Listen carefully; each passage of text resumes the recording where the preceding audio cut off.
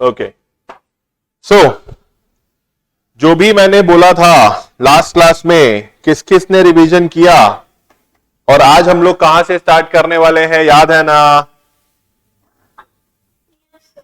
कहां से स्टार्ट करने वाले हैं? पॉइंट्स टू रिमेंबर, या ओके, या पीडीएफ आप सबके पास में है?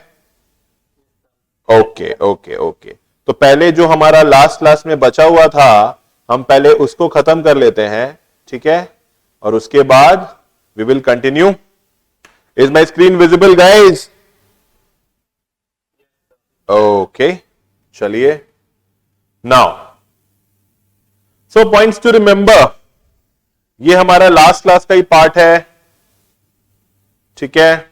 Okay, I hope all everyone has the PDF, and सारे के सारे लोग प्लीज कैमरा ऑन करके बैठेंगे, ठीक है? Please switch on the camera guys, very good very good. Okay, so points to remember, पहला पॉइंट है ऑफर एंड एक्सेप्टेंस और an agreement, right? So agreement is the क्या? फर्स्ट एसेंशियल एलिमेंट, ये पहला एसेंशियल एलिमेंट है हमारे contract का, ठीक है? So according to section 2E, सारे के सारे सेक्शन याद हो रहे हैं? Very good. सेक्शन 2H क्या है? Section 2H, very good. Section 2B,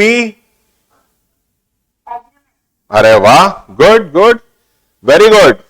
चलिए अब act to section 2E, Indian contract act 1872 के हिसाब से every promise and every set of promises forming consideration for each other is an agreement. Section 2B, when proposal when accepted becomes a promise, ये हमें पता है। Agreement क्या है? Outcome of offer and acceptance, जहां पे ऑफर के साथ साथ हम एक्सेप्टेंस को जोड़ देंगे तो क्या मिलेगा हमको? नहीं, एग्रीमेंट मिलेगा कि कॉन्ट्रैक्ट मिलेगा? अरे कॉन्फिडेंस से बोलो, मैं तो कंफ्यूज करूंगा ही तुमको। बोलो नहीं सर एग्रीमेंट मिलेगा, आप गलत बोल रहे हैं। सामने लिखा हुआ है agreement is the outcome of offer and acceptance. Okay, free consent का मतलब क्या होता है? What do you mean by a free consent?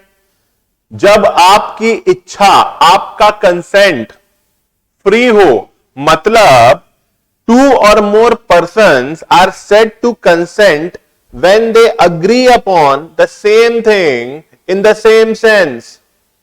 एक ही चीज पे अग्री करेंगे, एक ही सेंस में अग्री करेंगे, तब हम बोलेंगे कि दोनों का कंसेंट क्या है? फ्री है। समझ में आ रहा है? हमने एक लैटिन टर्म भी पढ़ा था, क्या नाम है उस टर्म का? कंसेंसस एड आइडेम, कंसेंसस एड आइडेम, ठीक है? कंसेंट। अच्छा, अब कंसेंट हमारा फ्री कब नहीं होता है? किन किन केसेस में हमारा कंसेंट फ्री नहीं होगा?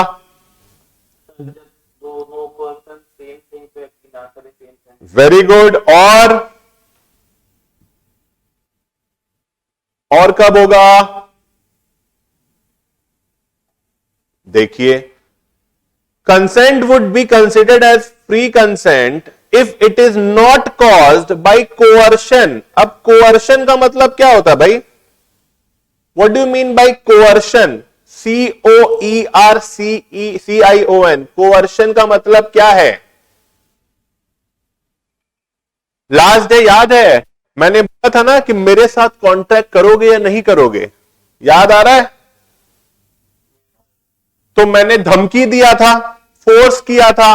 तो जब मैं किसी को फोर्स कर रहा हूं तो मैं क्या कर रहा हूं? कोअर्शन कर रहा हूं। कोअर्शन का मतलब थ्रेट, धमकी, ठीक है? अच्छा, अनड्यू इन्फ्लुएंस का क्या मतलब होता है? अनड्यू इन्फ्लुएंस,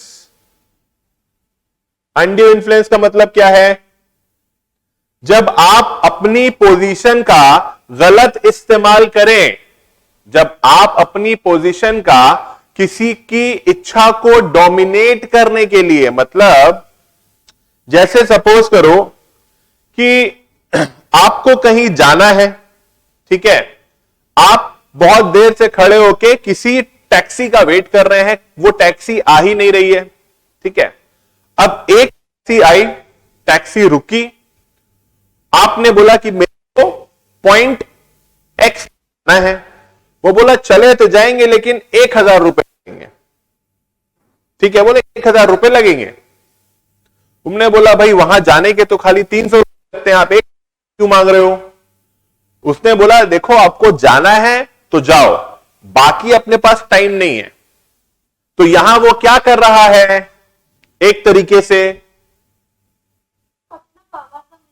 अपने पावर का मिस कर रहा है, अनड्यू इन्फ्लुएंस कर रहा है, क्योंकि उसके पास पोजीशन है, उसके पास टैक्सी है। अगर आप उसकी टैक्सी में नहीं बैठोगे तो आपको दिक्कत होगी, उसको क्या होगा? समझ में आ रहा है? गुड। फ्रॉड का मतलब आप जानते हैं क्या होता है? फ्रॉड का मतलब क्या होता है? हाँ जी, फ्रॉड का मतलब फ्रॉड होता है, अच्छा। धोखा देना, फ्रॉड मतलब धोखा करना, चीटिंगबाजी करना किसी के साथ में, ठीक है, गलत नियत से काम करना, धोखा देने की नियत से काम करना कि भाई हम तुमको बेवकूफ बनाने के लिए ही तुम्हारे साथ कॉन्ट्रैक्ट में आ रहे हैं, तो मेरा इंटेंशन क्या है? फ्रॉड वाला इंटेंशन है, ठीक है। अच्छा, उसके बाद आता है मिस रिप्रेजेंटेशन, मतलब गलत रिप्रेजेंट कर दिया हमने, ठीक है, मिस रिप्रेजेंटेशन, ठीक है। मिस रिप्रेजेंटेशन ऑफ फैक्ट्स हो सकता है केस में।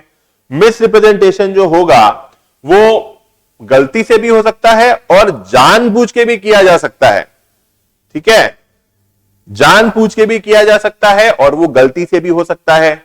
समझ आ रहा है? मिस रिप्रेजेंटेशन, गलत दिखाना खुद को। अब जैसे आपको किसी लाउंज में जाना है, ठीक है, लाउंज में जाना है और वहां पे अंडर 18 या अंडर 20 अलाउड ही नहीं है। अब आप अपने आप को 20 साल का 21 साल का दिखा के आप जब लाउंज में घुसते हैं तो आप क्या कर रहे हैं? खुद के साथ, दूसरे के साथ मिस रिप्रेजेंट कर रहे हैं। आप जो है ही नहीं वो आप दिखाना चाह रहे हैं, ठीक है। समझ आ रहा है गाइस? Very good.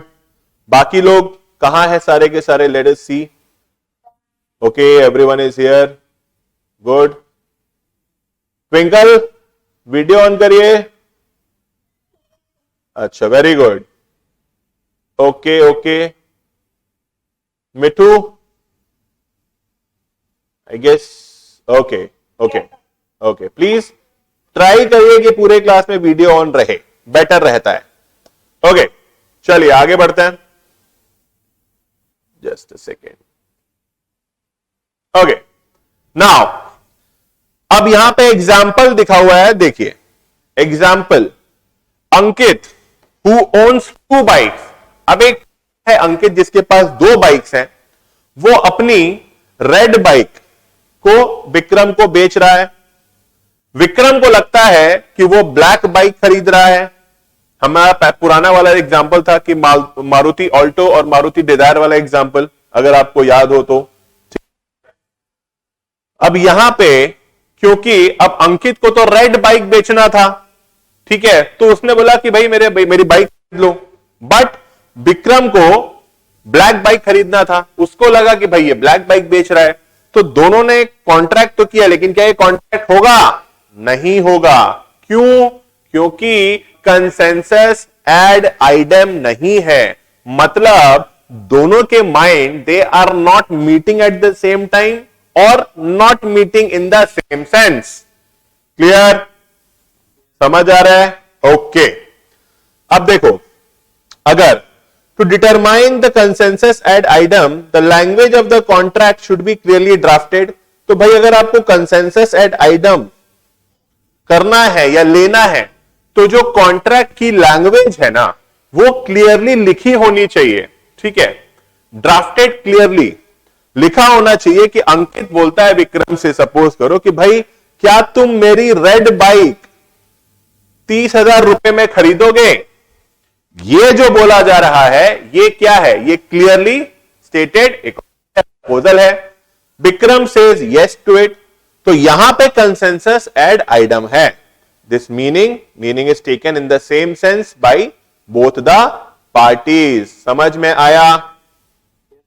ओके, अगला एग्जांपल देखिए कि भाई गब्बर ने सांबा को थ्रेटन किया कि भाई threaten to shoot Samba if Samba does not lend him ₹2,000 and Samba agree. यहां पे एग्रीमेंट किसके अंडर में बना है? धमकी, कोवर्शन के अंडर में। तो क्या ये वैलिड होगा? नहीं होगा, क्योंकि इसमें एसेंशियल एलिमेंट जो होता है ऑफ अ वैलिड कॉन्ट्रैक्ट का फ्री कंसेंट वो नहीं है, hence it is not a valid contract. समझ आया? ओके, चलिए आगे बढ़ते हैं। अब आता है capacity of the parties. Capacity of the parties या कैपेसिटी ऑफ द पार्टी मतलब क्या? कैपेसिटी ऑफ द पार्टीज मतलब कि भाई पार्टीज जो कॉन्ट्रैक्ट कर रहे हैं वो लोग कॉन्ट्रैक्ट काबिल भी तो होने चाहिए। दे शुड बी केपेबल, ठीक है, they should be capable enough to perform the contract. Contract को परफॉर्म करने के लिए दे शुड बी केपेबल। मतलब यहां पे जब हम कैपेसिटी की बात करते हैं तो हम लीगल एबिलिटी की बात करते हैं। Legal ability of the person लिखा हुआ है, देखिए, to enter into a valid contract. Section 11 of the Indian contract act specifies that every person is competent. Competent मतलब क्वालिफाइड है एक तरीके से। कॉम्पिटेंट का मतलब है एक तरीके से क्वालिफाइड, ठीक है, टू कॉन्ट्रैक्ट जो who is the age of majority. अब भैया इंडिया में एज ऑफ मेजोरिटी क्या है बताइए? 18 ईयर्स। तो इंडियन कंटेक्स्ट में अगर आपको कॉन्ट्रैक्ट करना है तो आपकी उम्र 18 साल होनी चाहिए। ओके। दूसरा, is of sound mind. Sound mind का मतलब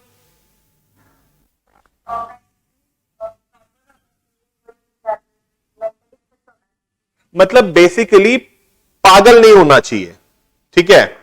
अच्छा, अब जब सपोज करो एक सवाल छोटा सा, कॉन्ट्रैक्ट एक्ट में देखो, तो जब हम लॉ पढ़ते हैं ना तो लॉ का हर एक वर्ड इंपॉर्टेंट होता है, क्योंकि उसी एक वर्ड के चक्कर में पूरी की पूरा मीनिंग चेंज हो जाता है, ठीक है। अब जैसे मैं सिर्फ आपको एक पंक्चुएशन की इंपॉर्टेंस बताता हूं, एक कॉमा की, ठीक है, कितना फर्क पड़ जाएगा, ठीक है। ध्यान से सुनना मेरी लाइन। जैसे मैं एक लाइन बोलूंगा कि रुको मत खाओ, को मत खाओ, और अब अगर मैं बोलूं रुको मत खाओ, दोनों के क्या खा कॉमा लगा, रुको कॉमा मत खाओ, मत भाई रुक जाओ मत खाओ, मत खाओ। समझ में आ रहा है?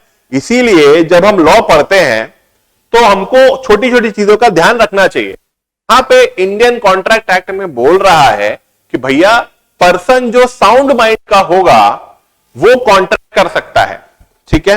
ओके, अब एक छोटा सा सवाल आप लोग इसको सोचिएगा। सपोज करो कोई पर्सन है जो कि अल्कोहलिक है, उसे शराब पीने की आदत है, दिन भर वो ठीक रहता है, लेकिन रात को 8 बजे के बाद वो मेंटली अनस्टेबल हो जाता है क्योंकि वो अल्कोहल का इस्तेमाल करता है। अब आप बताइए वो पर्सन क्या कॉन्ट्रैक्ट कर सकता है? हाँ बताइए, वो पर्सन क्या कॉन्ट्रैक्ट कर सकता है? क्या दिव्यांशी कर सकता है? कर सकते हैं? जैसी बेसिकली सोच रहे हो, बोलो दुर्गेश, कर सकता है क्या? अच्छा अच्छा, ठीक है। वंशिका, आप बताओ। हाँ, कर तो सकता ही है, जवाब तो दे ही दो, फिर बाद में सही जवाब तो मैं बता ही दूंगा। नहीं मतलब सोचो ना, सिंपल सोचने वाली बात है भैया। दिन भर वो एकदम साउंड माइंड का है, एकदम स्टेबल। शाम को 8 बजे के बाद माइंड, तो कैन ही। अच्छा, क्या नहीं करेगा? क्या बोल रहे हो? कॉन्ट्रैक्ट कर भी सकता है, एग्जिस्ट ही नहीं करेगा, ऐसे थोड़ी होता है। देखो, हमेशा दो रास्ते होते हैं जिंदगी में, या तो करना है या तो नहीं करना है, हाँ या ना। ये जो आजकल हो गया ना, आपको जाने का मन है क्या? May be, may be is not an answer, either yes और नो। कर सकता है, एक जवाब।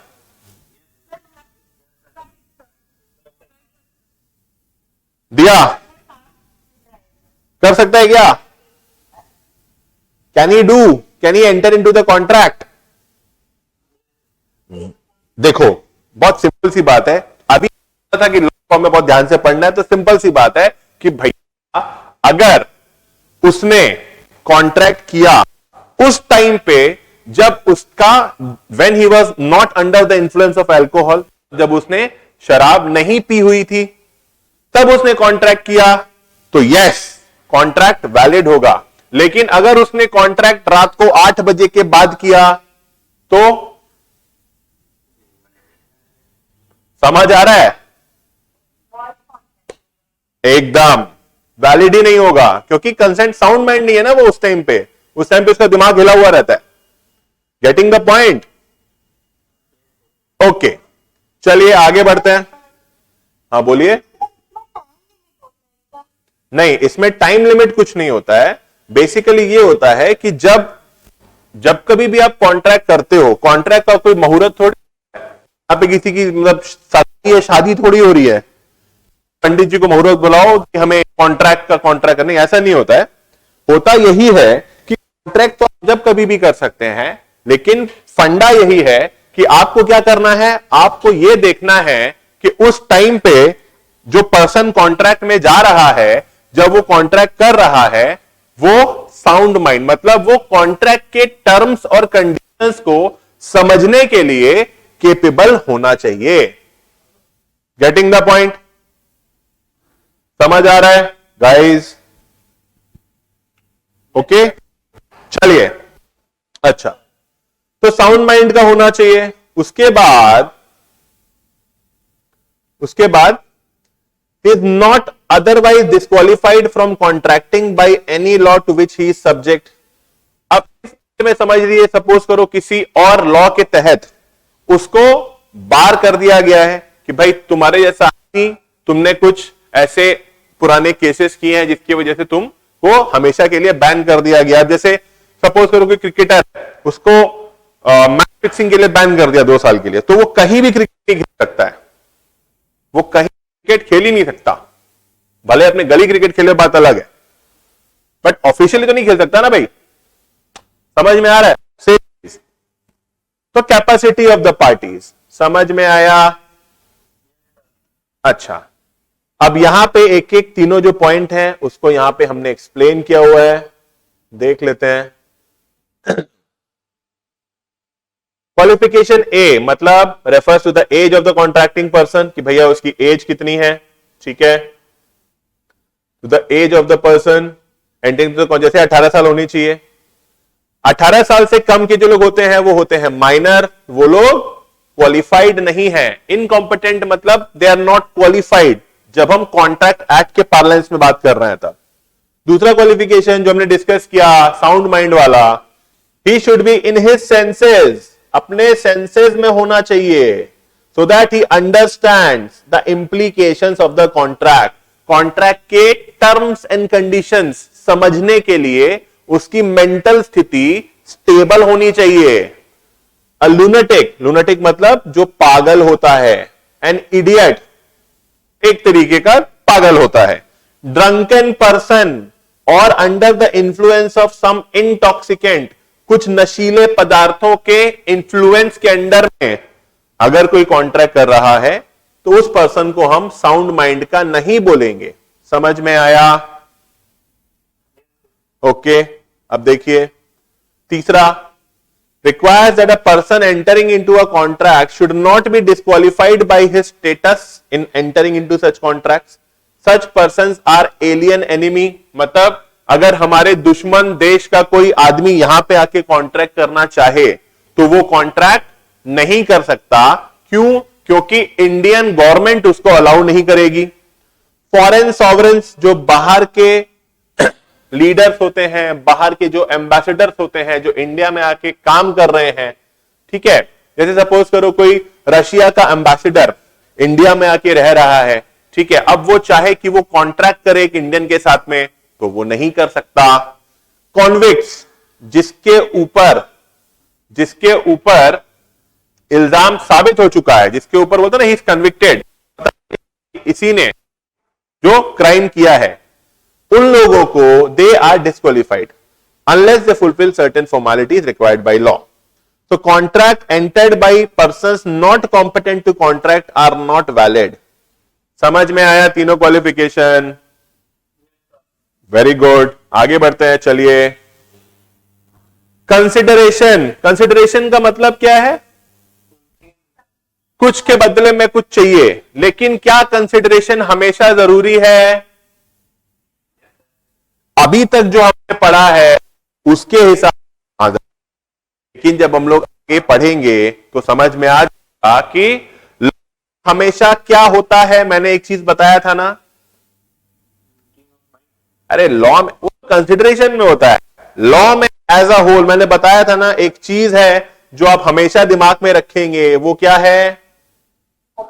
एक्सेप्शंस। एक्सेप्शंस आर एवरीवेयर, वो तो रहेंगे ही, ठीक है, वो जैसे जैसे आएगा वैसे हम डिस्कस करेंगे। अभी consideration, it is referred to as quid pro quo. Quid pro quo ये लैटिन टर्म है, किसका मतलब है? समथिंग इन रिटर्न, ठीक है। अभी और एक हमने लैटिन टर्म कुछ पढ़ा था ना, कंसेंसस एड आइडम पढ़ा था, वैसे ही कंसिडरेशन को लैटिन में बोलते हैं Kwid pro quo, something in return. A valuable consideration in the sense of law may consist either in some right, interest and profit or benefit accruing to one party or some forbearance, detriment, loss या responsibility given, suffered or undertaken by the other। ठीक है, forbearance मतलब नहीं करना कुछ, detriment मतलब जो नुकसानदायक होता है, लॉस का मतलब आप जानते हैं, रिस्पॉन्सिबिलिटी का मतलब आप जानते हैं, ठीक है। तो कंसिडरेशन होना चाहिए, जरूरी है, और कंसिडरेशन वैल्यूएबल होना चाहिए। गाइस प्लीज अपना म्यूट कर लीजिए किसी का, एवरीवन म्यूट योरसेल्फ, जब मैं बोलूंगा तब अनम्यूट करिएगा प्लीज। हाँ, ओके, थैंक यू। अब जैसे agrees to sell his books to B for ₹100. B promises to pay ₹100 is the consideration for A's promise to sell his books. A's promise to sell the books is the consideration for B's promise to pay 100. अच्छा, consideration समझ। आज class में मैंने और एक चीज बोला था ना कि जब कभी भी कोई कॉन्ट्रैक्ट होगा तो कौन सी दो चीजें,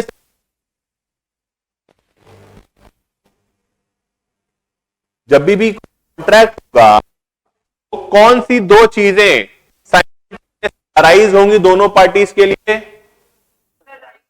very good, rights and obligations. Good, rights and obligations, rights और ऑब्लिगेशन, ठीक है, ओके।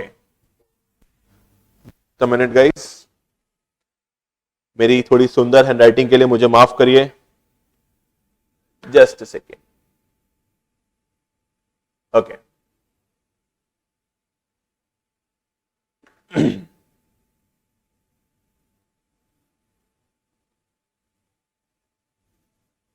ओके, चलिए। अच्छा, lawful consideration, lawful consideration and object. अब देखो थोड़ी सी इंपॉर्टेंट है, ध्यान दो कि कंसिडरेशन जो होगा वो लॉफुल होना चाहिए। देखो, the consideration and the object of the agreement मतलब जिस चीज के लिए अग्रीमेंट किया गया है वो लॉफुल होना चाहिए।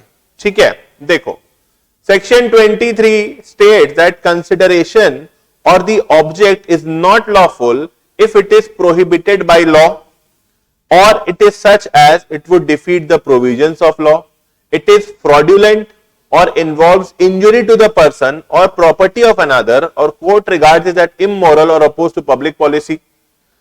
अब मैं इसको आपको एग्जांपल से समझाता हूं, ठीक है।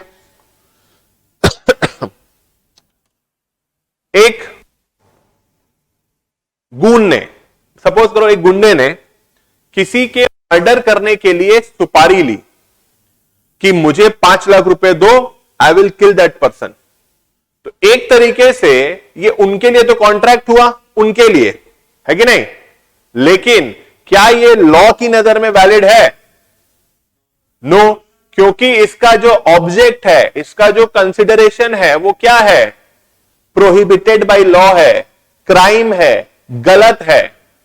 समझ में आया? Getting the point? देखो एग्जाम्पल क्या दिया हुआ है, एग्जाम्पल दिया हुआ है कि भाई Pinky promises to drop prosecution instituted against Bobby for robbery. मतलब बॉबी ने पिंकी के चोरी की थी, ठीक है, and Bobby promises to restore the value of the things taken. Bobby ने बोला कि देखो प्लीज कोर्ट में केस मत करो, मैंने जितना भी तुम्हारा सामान लिया है मैं तुम्हारा सामान वापस कर देता हूं। पिंकी मान गई। तो क्या ये अग्रीमेंट वैलिड है क्या, या ये कॉन्ट्रैक्ट वैलिड है? नहीं, क्योंकि इसका ऑब्जेक्ट क्या है? अनलॉफुल है, अनलॉफुल है। देखो ऑब्जेक्ट इज अनलॉफुल, क्योंकि भाई चोरी का केस लगाया था ना, चोरी इज तो क्राइम प्रोहिबिटेड बाय लॉ। समझ में आया? देखो अभी समझा रहे हैं। पिंकी ने, सपोज करो बॉबी, जो यहां पे हमारा बंदा है, बॉबी ने पिंकी के घर में डाका डाला, रॉबरी की। पिंकी को पता चल गया, पिंकी ने बॉबी के ऊपर रॉबरी का केस ठोक दिया कोर्ट ऑफ लॉ में। ठीक, इतना समझ में आया? बॉबी की आंखें खुल गई, बॉबी को समझ में आ गया कि इस तरीके से जिंदगी नहीं चलती है।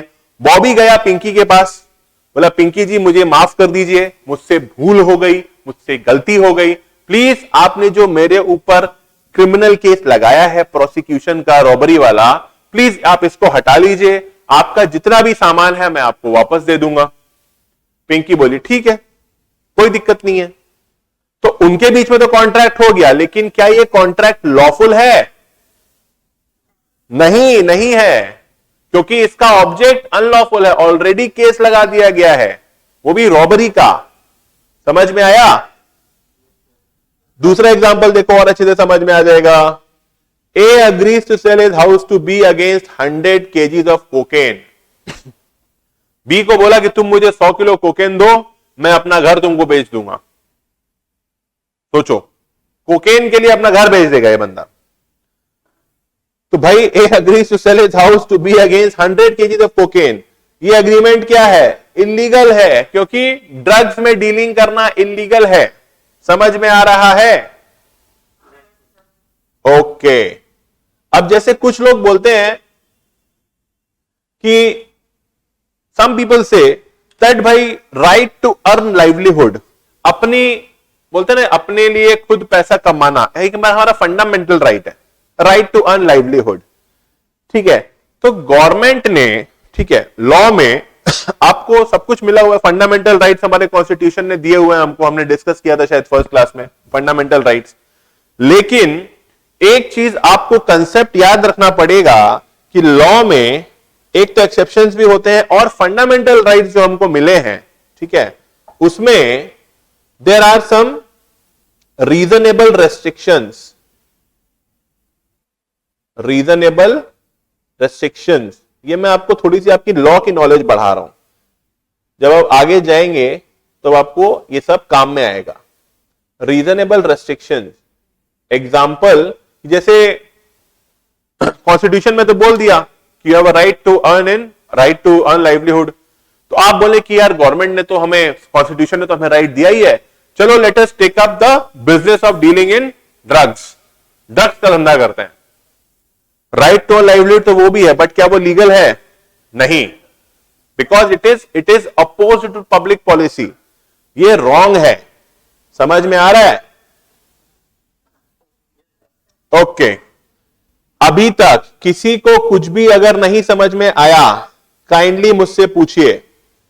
If anybody wants to ask me anything right now, go ahead, क्योंकि हमारे पॉइंट्स टू रिमेंबर अब खत्म हो चुके हैं और इसके बाद अब हम दूसरा लेक्चर स्टार्ट करने वाले हैं। Okay, do you guys want to ask me anything?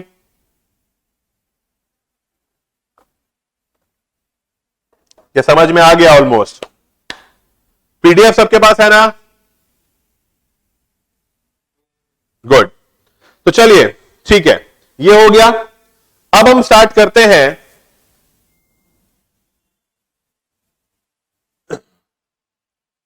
Types of contract. Is my screen visible? Okay, तो ये हमारा ऑफिशियली आज सेकेंड क्लास अब यहां से शुरू हो रहा है। ठीक है, अभी तक जो हमने 2 दिनों में डिस्कस किया, ठीक है, आई होप आपने थोड़ा बहुत पढ़ा होगा। ठीक है, अब आज हम करने वाले हैं टाइप्स ऑफ कॉन्ट्रैक्ट। हम देखेंगे कि कितने टाइप ऑफ कॉन्ट्रैक्ट होते हैं, कैसे कैसे कॉन्ट्रैक्ट होते हैं, एग्जाम्पल्स के साथ देखेंगे, और मैं आपसे भी पूछूंगा एक एक कॉन्ट्रैक्ट के बारे में बता के। अब आप मुझे बताइए कि कोई 5 एग्रीमेंट, कोई 2-3 कॉन्ट्रैक्ट, इस तरीके से। ठीक है, क्योंकि याद रखो जितना ज्यादा हम यहां पे डिस्कस करेंगे उतनी ही ज्यादा क्लैरिटी आपको एग्जाम में मिलेगी। कूल? ओके, अब आप अपने स्क्रीन पे देख रहे हैं, या आपके पास पीडीएफ भी है, टाइप्स ऑफ कॉन्ट्रैक्ट। ठीक है, अब टाइप्स ऑफ कॉन्ट्रैक्ट जो होता है, it is based on certain terms. Validity या एनफोर्सिएबिलिटी के बेसिस पे अगर हम इनको क्लासिफाई करें तो सबसे पहले आते हैं हमारे वैलिड कॉन्ट्रैक्ट। सबसे पहले आता है वैलिड कॉन्ट्रैक्ट। ठीक, उसके बाद आता है वॉइड कॉन्ट्रैक्ट, तीसरा आता है वॉइडेबल कॉन्ट्रैक्ट।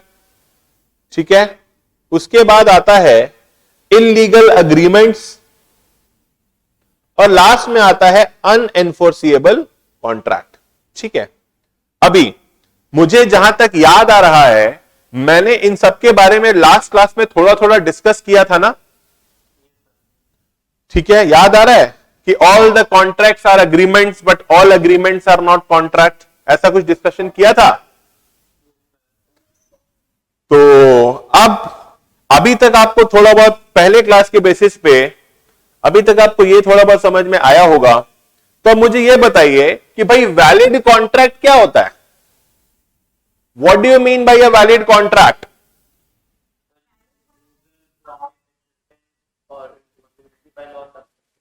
पीपीसीए याद है?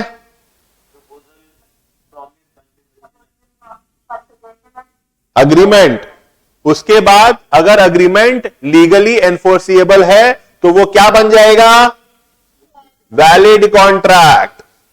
वॉइड कॉन्ट्रैक्ट क्या होता है? वॉइड कॉन्ट्रैक्ट क्या होता है? बोलिए।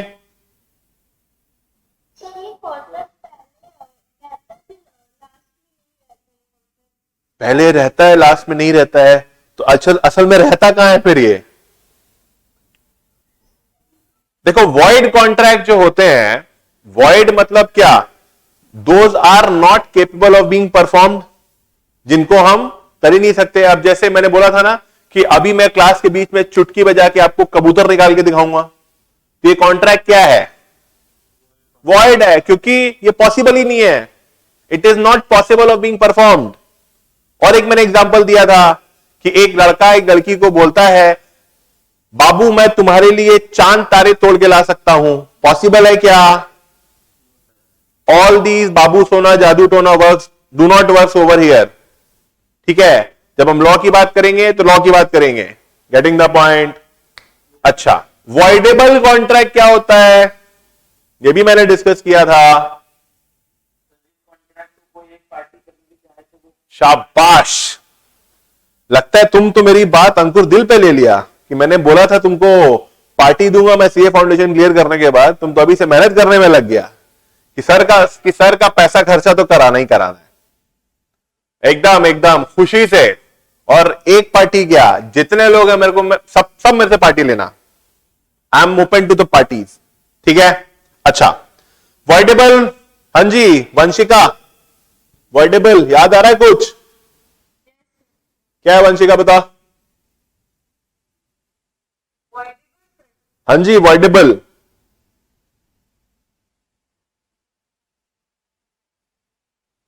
बोलो, म्यूट हो तुम। हाँ तो पूछो, इसीलिए तो मैं डिस्कस कर रहा हूं। ओके देखो, वॉइड कॉन्ट्रैक्ट तो नाम से ही वॉइड है कि भाई इसको तो हम परफॉर्म कर ही नहीं सकते, ठीक है। और दूसरा क्या है, वॉइडेबल, मतलब इसको हम वॉइड कर भी सकते हैं, नहीं भी कर सकते हैं, ठीक है। अंकुर ने अभी बोला ना, अंकुर तुमने क्या बोला वॉइडेबल कॉन्ट्रैक्ट का डेफिनेशन बताओ।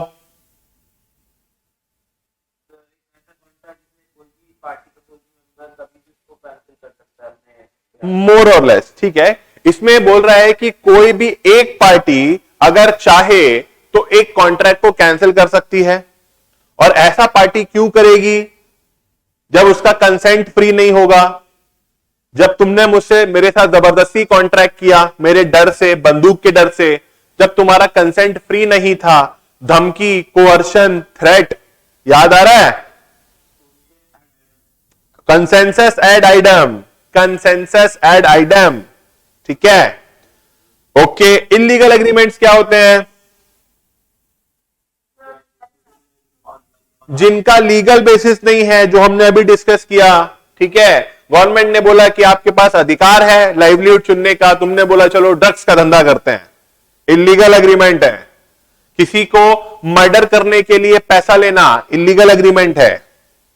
समझ में आ रहा है? Very good. अनएनफोर्सिएबल कॉन्ट्रैक्ट कैसे होते हैं? जिनमें कुछ टेक्निकल डिफिकल्टीज होती हैं, बनाने में दिक्कत आती है उन्हें, अगर उनको ठीक कर दें तो कॉन्ट्रैक्ट फिर से एनफोर्सेबल हो जाएगा, ठीक है। ओके, बेसिस ऑफ फॉर्मेशन, ये तो था वैलिडिटी या एनफोर्सेबिलिटी के बेसिस पे। अब हम बात करेंगे फॉर्मेशन के बेसिस पे, किस तरीके से बनाए जाते हैं। कुछ होते हैं एक्सप्रेस कॉन्ट्रैक्ट, कुछ होते हैं इंप्लाइड कॉन्ट्रैक्ट, तीसरा होता है क्वासी कॉन्ट्रैक्ट, और चौथा होता है ई कॉमर्स कॉन्ट्रैक्ट, ठीक है। अब इन चारों में से कोई ऐसा कॉन्ट्रैक्ट है जिसका मतलब आपको पता है, देख के कुछ समझ में आ रहा हो ऐसा? ई कॉमर्स में क्या होगा अंकुर, अगर होगा तो?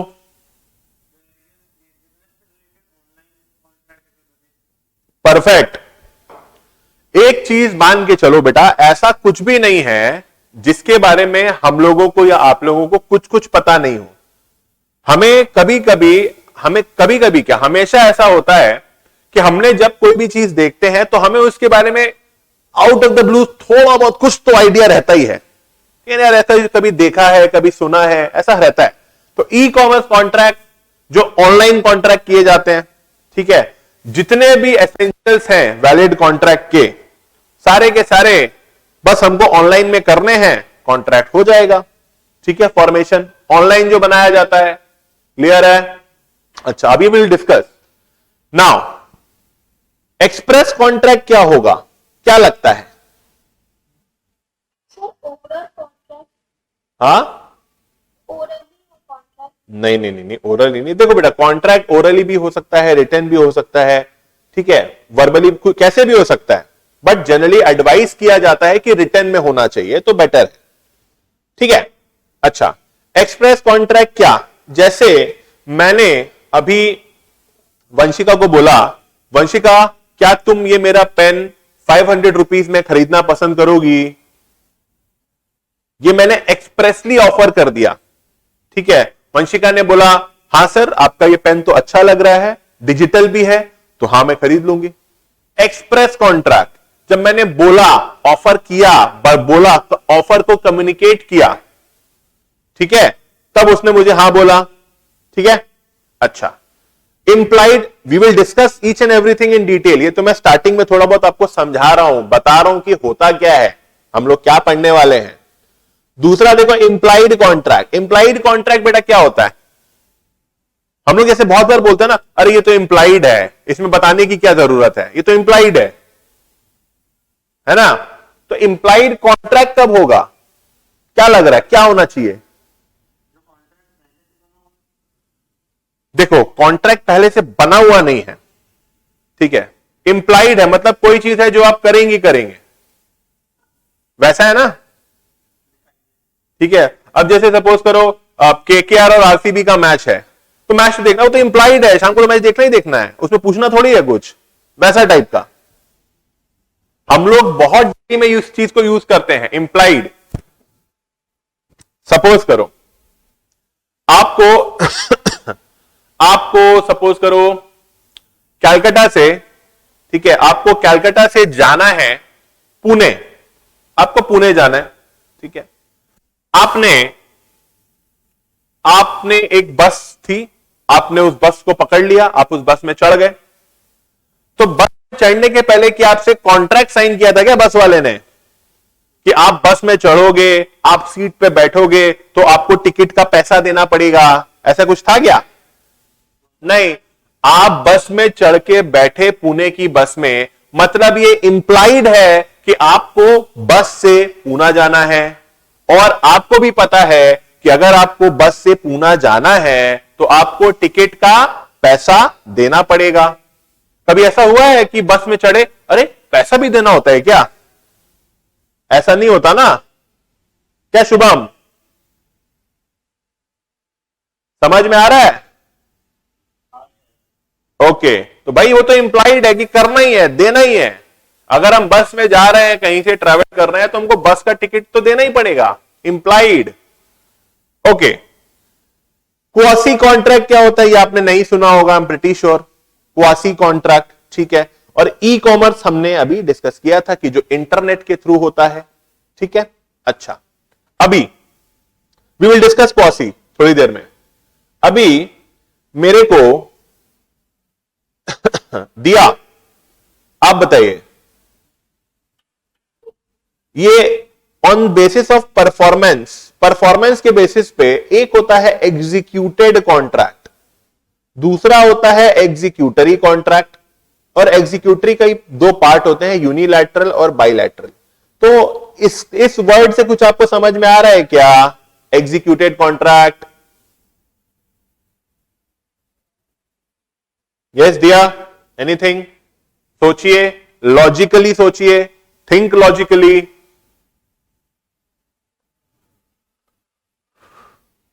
एग्जीक्यूटेड कॉन्ट्रैक्ट, सॉरी,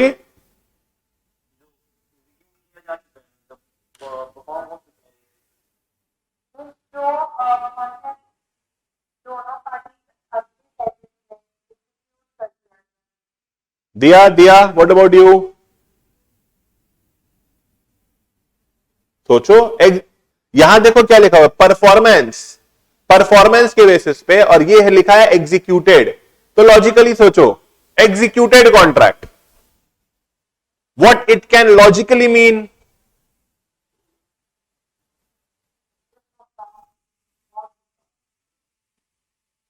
क्या हुआ दिया, आप कुछ बोल नहीं रहे हो, समझ नहीं आ रहा? अरे गलत बोलो ना, मेरे को गलत जवाब चाहिए। I want wrong answers, come on, give me wrong answers.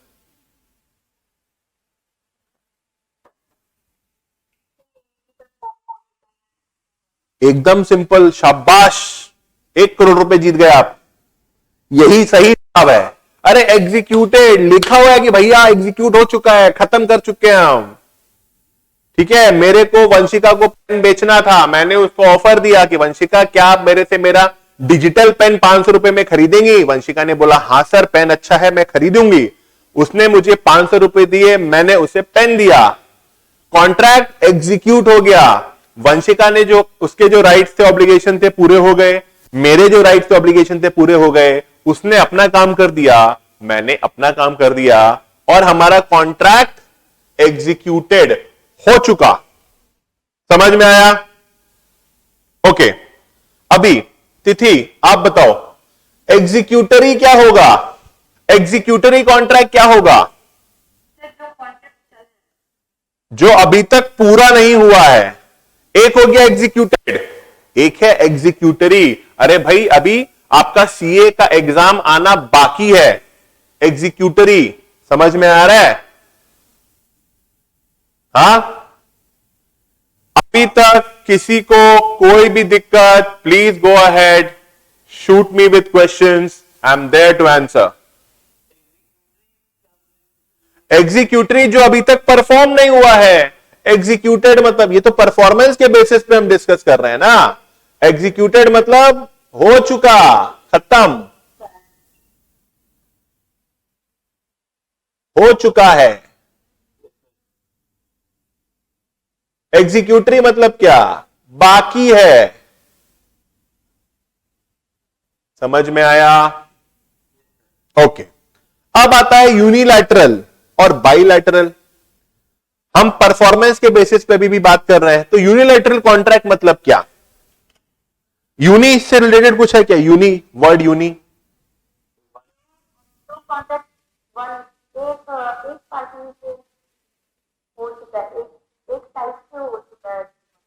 कौन बोला ये?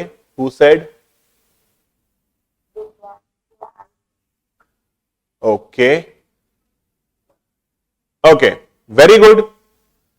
यूनिलैटरल मतलब भाई यहां पे एक party, one party has performed his or her part, one party has performed, उसने अपना काम कर दिया है। एग्जाम्पल, जैसे आपको कैलकाटा से बॉम्बे जाना था, आपने एक फ्लाइट की टिकट परचेज कर ली। You have purchase a flight ticket, ठीक है। अब आपका काम था पैसे देना टिकट के, वो तो आप दे चुके, ठीक है। अब किसका पार्ट बाकी है कॉन्ट्रैक्ट का?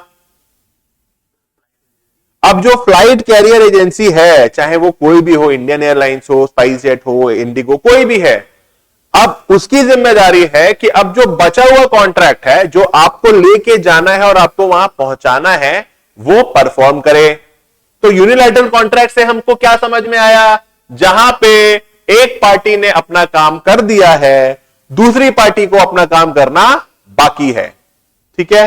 अच्छा, तो अब इसी के बेसिस पे बायलैटरल का मतलब बताओ। दोनों का काम बाकी है, सिंपल, दोनों का काम बाकी है कि भैया तुमने भी नहीं किया, हमने भी नहीं किया, ठीक है। अब जैसे एग्जांपल, मैंने बोला कि भाई मैं तुमको अपनी बाइक अगले महीने की 10 तारीख को 30,000 रुपए में बेचूंगा। I will sell my bike to you for ₹30,000 on 10th of next month. तो तुमने क्या बोला? Okay fine, when you will sell me your bike on 10th of the next month for ₹30,000, उसी के बाद मैं तुमको ₹10,000 दूंगा। भाई जब बेचोगे तभी तो मैं दूंगा। तो हमने एक महीने बाद का कॉन्ट्रैक्ट कर लिया, तो भाई तुम्हारा काम भी बाकी है और मेरा काम भी बाकी है। मोर और लेस जो आपके स्क्रीन पे जो टाइप्स ऑफ कॉन्ट्रैक्ट हैं, समझ में आए? क्वासी कॉन्ट्रैक्ट को छोड़ के देखिए। अच्छा ओके, चलिए क्वासी कॉन्ट्रैक्ट आपको बता देता हूं। देखो, क्वासी कॉन्ट्रैक्ट होता है, it is not exactly a contract, it is similar, it is like a contract, like a contract but not exactly a contract. It is like a contract, जो कि जबरदस्ती आपके सर पे पड़ गया है एक तरीके से, और लॉ के हिसाब से आपको उसको पूरा करना है। सपोज करिए कि भाई आप अपने फ्रेंड के घर गए, you went to your friend's house, okay. वहां पे आपका अपना वॉलेट, जिसमें तकरीबन 10,000 रुपए थे, वो आपके फ्रेंड के घर पे छूट गया, ठीक। अब आपकी फ्रेंड की क्या जिम्मेदारी है? अब आपका फ्रेंड कैसा है, आपकी फ्रेंडशिप कैसी है, ये आप बेटर जानते हैं। अगर कभी मेरे साथ ऐसा होता है तो वो वॉलेट मुझे वापस नहीं मिलेगा, अगर या तो उसमें पैसे नहीं होंगे, मिल जाएगा, पैसे नहीं होंगे। आपकी दोस्ती आपके फ्रेंड से कैसी है वो आप बेहतर जानते हैं। तो उसके हिसाब से कि भाई अब आपके फ्रेंड की क्या जिम्मेदारी है, बताइए। वापस लौटा है और सही सलामत वापस लौटा है। क्या वो ऐसा करेगा? गुड, क्योंकि वो फ्रेंड है और दोस्त कुछ भी कर सकता है, ठीक है। बट लॉजिकली या लीगली या लॉ की पालन में अगर हम बात करेंगे तो उसकी अब ये जिम्मेदारी बनती है कि आपको आपका वॉलेट वापस करे, ठीक है। और यहां पे फंडा जो बेसिस है वो ये है कि भाई आप किसी और के दम पे, किसी और के कॉस्ट पे खुद का बेनिफिट नहीं कर सकते। You can not enrich yourself, आप खुद का फायदा किसी और का नुकसान करके नहीं कर सकते। समझ में आया? Getting the point? Come on guys, very good. समझ में आ रहा है आपको? दुर्गेश समझ आया बेटा? Very good. चलिए, अब चूंकि हमने सब डिस्कस कर लिया है, अब हमको पढ़ने में थोड़ी सी आसानी हो जाएगी। ओके, अब हम बात करेंगे, देखिए, बेस्ड ऑन एनफोर्सेबिलिटी, कॉन्ट्रैक्ट कैसे एनफोर्स हो रहा है। वैलिड कॉन्ट्रैक्ट कौन सा होगा? देखो, simple simple, which satisfies all the requirements of a valid contract as laid down in section 10। अगर कोई भी एसेंशियल एलिमेंट मिसिंग है तो कॉन्ट्रैक्ट वॉइड हो जाएगा, ठीक है। अच्छा, अब एग्जांपल देखो क्या दिया हुआ है। जिम्मी ने बोला बंटी को कि बंटी भैया, if you wants two by my bike for ₹10,000, Bunty agrees two by the bike, it is agreement is enforceable by law, hence it is a valid contract. Jimmy ने ऑफर किया बंटी को 10,000 में बाइक के लिए, बंटी ने बोला हाँ ठीक है, हो गया वैलिड, ठीक है। अच्छा, अब मेरे को आप लोग से 4 वॉइड एग्रीमेंट्स चाहिए, 4 वॉइड एग्रीमेंट, वॉइड एग्रीमेंट चाहिए मेरे को। सबसे पहला वॉइड एग्रीमेंट मुझे कौन देगा? बोलो, गिव मी 4 वॉइड एग्रीमेंट्स, और एकदम एकदम फालतू होने चाहिए, एकदम घटिया एग्जांपल चाहिए, एकदम। बोलो, ठीक है, अंकुर पहला बोल रहा, बोलो अंकुर। ऐसा क्या बोल रहा है कि खुद ही हंस रहा है तुम पहले? उससे भी अच्छा बोलो।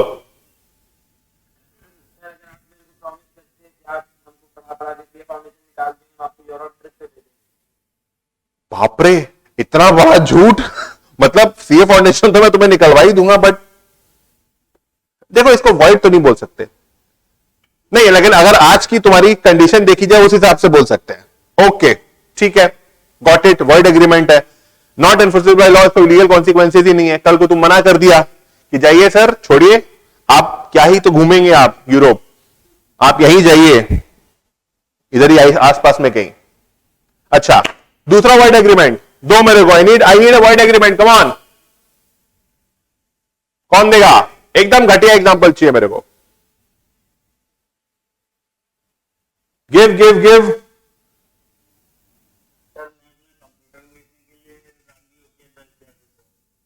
कंप्यूटर 10,000 में बिक तो सकता है यार। देखो, तुमको नुकसान होगा वो बात अलग है, लेकिन कंप्यूटर तो हम बेच ही सकते हैं, कंप्यूटर को फ्री में दे देंगे, देने में क्या है। वॉइड एग्रीमेंट चाहिए, वॉइड, जिसका कोई लीगल कॉन्सिक्वेंस ही नहीं है। सोचो क्या?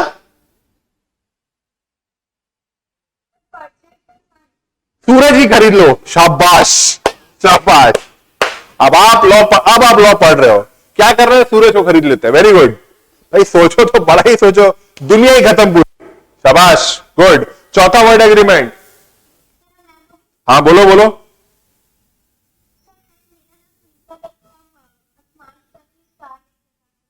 वाह वेरी गुड, समझ में आया। बताओ, यहां पे तो लोग चांद तारों की बात करते हैं, यहां पे तो लोग सूरज और तारों की बात कर रहे हैं। वेरी गुड, अब मजा आ रहा है, गुड। चलिए, अब सिंपल भाषा में वॉइड एग्रीमेंट क्या है भाई? Which is not enforceable by law is said to be void. Void agreement का कोई लीगल कॉन्सिक्वेंसेज नहीं है। अगर आप तारे तोड़ के नहीं ला पाए, अगर आप सूरज चंदा नहीं लेकर आ पाए, कोई आपका कुछ नहीं कर पाएगा, क्योंकि आप भी यही नहीं कर पाएंगे। गुड। नाउ अभी कुछ इंपॉर्टेंट चीजें, इंडियन कॉन्ट्रैक्ट एक्ट के हिसाब से कुछ अग्रीमेंट्स को स्पेसिफिकली एक्सप्रेसली उन्हें वॉइड डिक्लेयर किया गया है। अब वो कौन कौन से कॉन्ट्रैक्ट होंगे या कौन कौन से अग्रीमेंट्स होंगे, देखते हैं। द फॉलोइंग अग्रीमेंट्स, ये इंपॉर्टेंट है, ये सबको पता होना चाहिए, अच्छे से इसको हम लर्न करेंगे। इंपॉर्टेंट है एमसीक्यू पैटर्न के लिए भी और हमारे सीए फाउंडेशन के रिटन एग्जाम के लिए भी।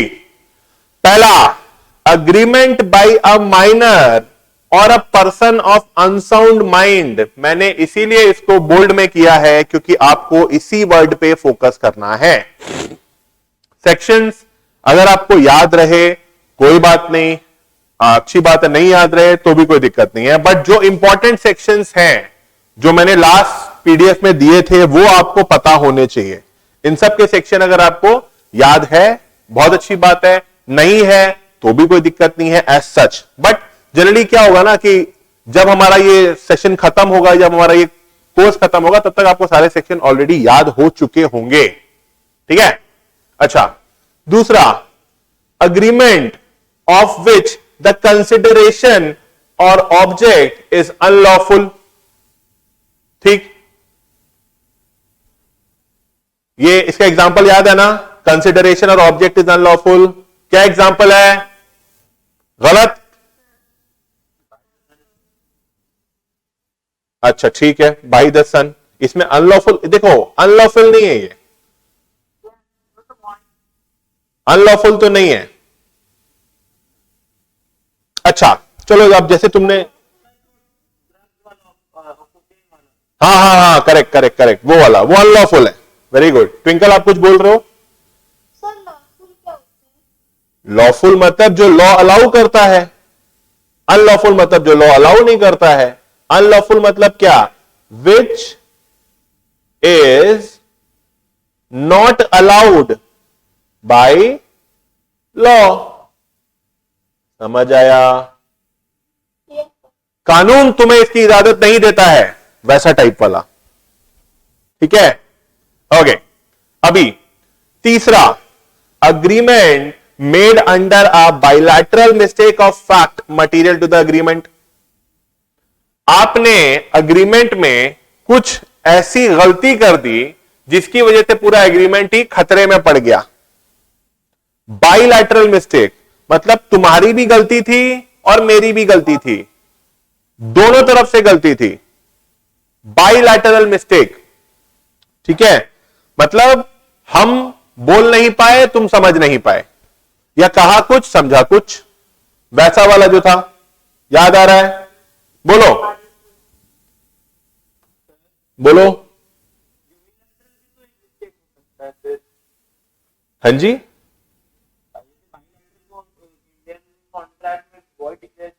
Very good. यहां पे देखो, गुड क्वेश्चन। यहां पे जो अग्रीमेंट्स है तुम्हारे, ये इंडियन कॉन्ट्रैक्ट एक्ट ने बोल दिया है कि भैया ये तुम्हारा गलत है।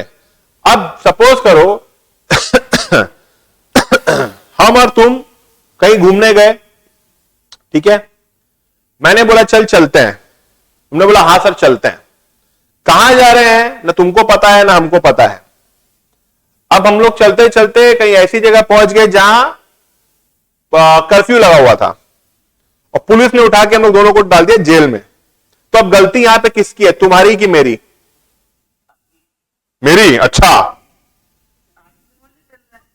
तो तुमने पूछा सर कहां चलना है, पूछा तुमने? कितना आदमी क्या है, एक बार में सर आपकी गलती है आप समझो। बाप रे बाप अच्छा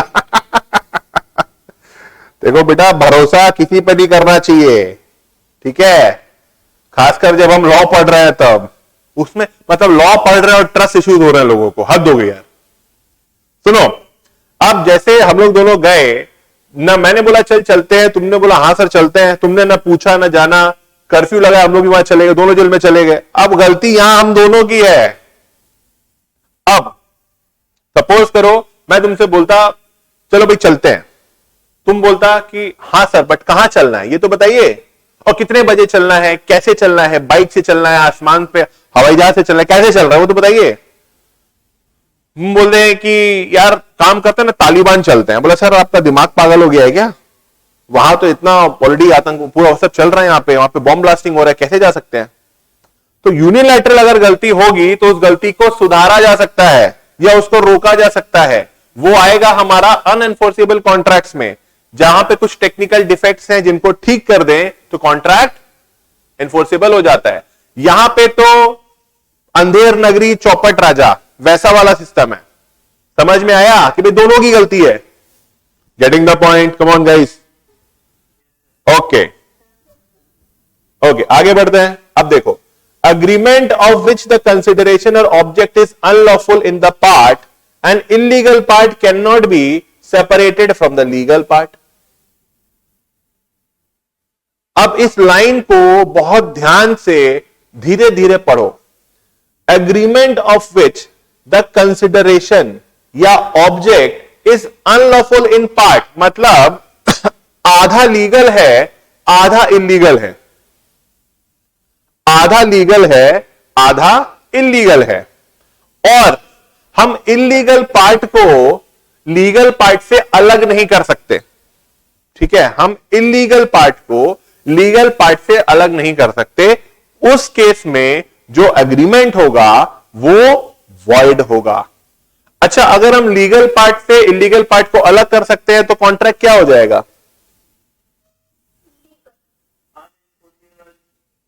क्या?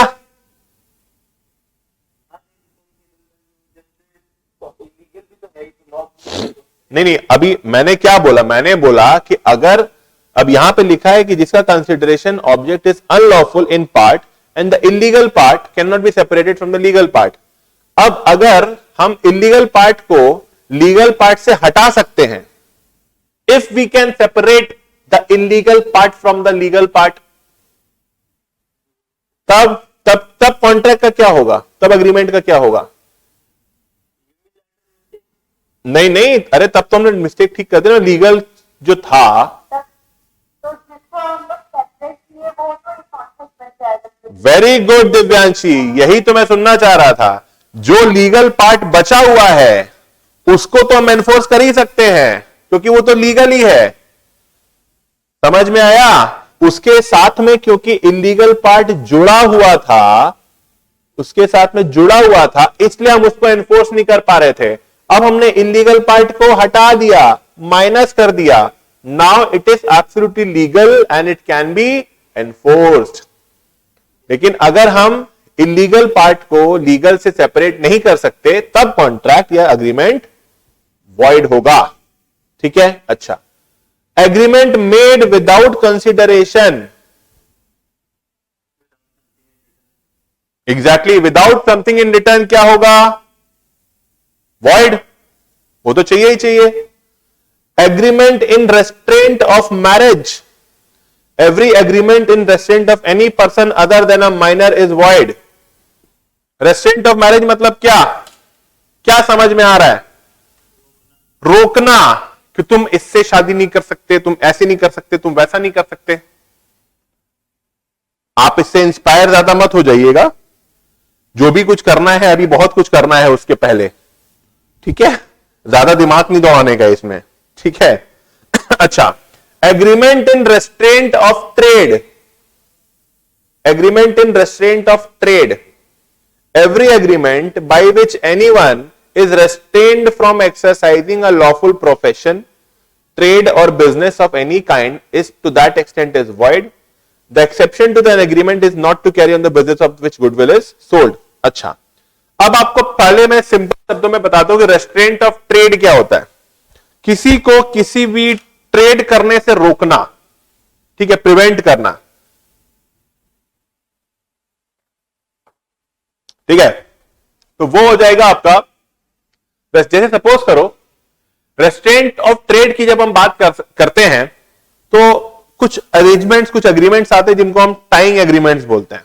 ठीक है, ये आप अभी के लिए एक बार जान लीजिए,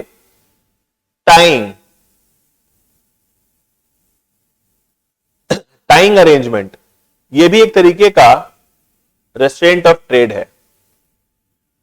एक minute, just a sec, sorry for my beautiful handwriting.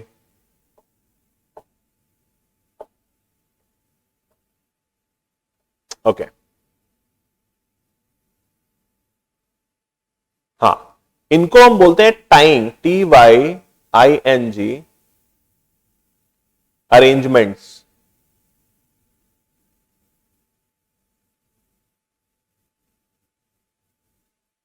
अच्छा, अब ये क्या होता है मैं आपको बताता हूं। सपोज करो कि आपके घर के पास, ठीक है, ये आपको अपने घर के लिए एक नया गैस का कनेक्शन लेना है, ठीक है, you want to purchase new gas connection for your home, मतलब आपको गैस का सिलेंडर लेना है। अब आपके एरिया में सिर्फ एक ही ऐसी दुकान है, एक ही ऐसी एजेंसी है जो आपके एरिया में गैस सप्लाई करती है, ठीक है। आप उसके पास गए, आपने बोला कि भैया हमको नया कनेक्शन चाहिए, वो बोला मिल जाएगा, जो भी डॉक्यूमेंटेशन था कर लिया, सब कुछ हो गया। अब उसने बोला लेकिन एक बात तो हम आपको बताना भूल ही गया दादा। बोला क्या?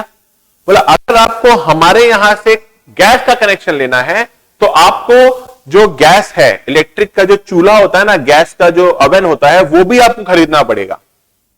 बोला नहीं हमको तो नहीं चाहिए। बोला तब हम आपको गैस नहीं दे पाएंगे। मतलब क्या?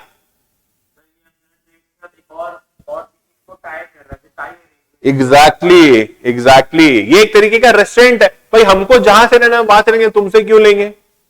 ठीक है, ये मैंने आपको एक बहुत छोटा सा बताया था, ठीक है। अभी के लिए आपके सीए और सीएमए के लिए आप बस इतना याद रखिए कि कौन कौन से एग्रीमेंट्स वॉइड होते हैं, which are expressly declared void, जिसको इंडियन कॉन्ट्रैक्ट एक्ट ने ही डिक्लेयर कर दिया कि भैया ये वॉइड है, ठीक है। अच्छा, agreement the meaning of which is uncertain, जिनका मीनिंग ही अनसर्टेन है। देखो, agreements meaning of which is not certain or capable of being made certain are void। अब आप इसका एग्जांपल मेरे को दो, ध्यान से पढ़ो क्या लिखा हुआ है। Meaning is uncertain,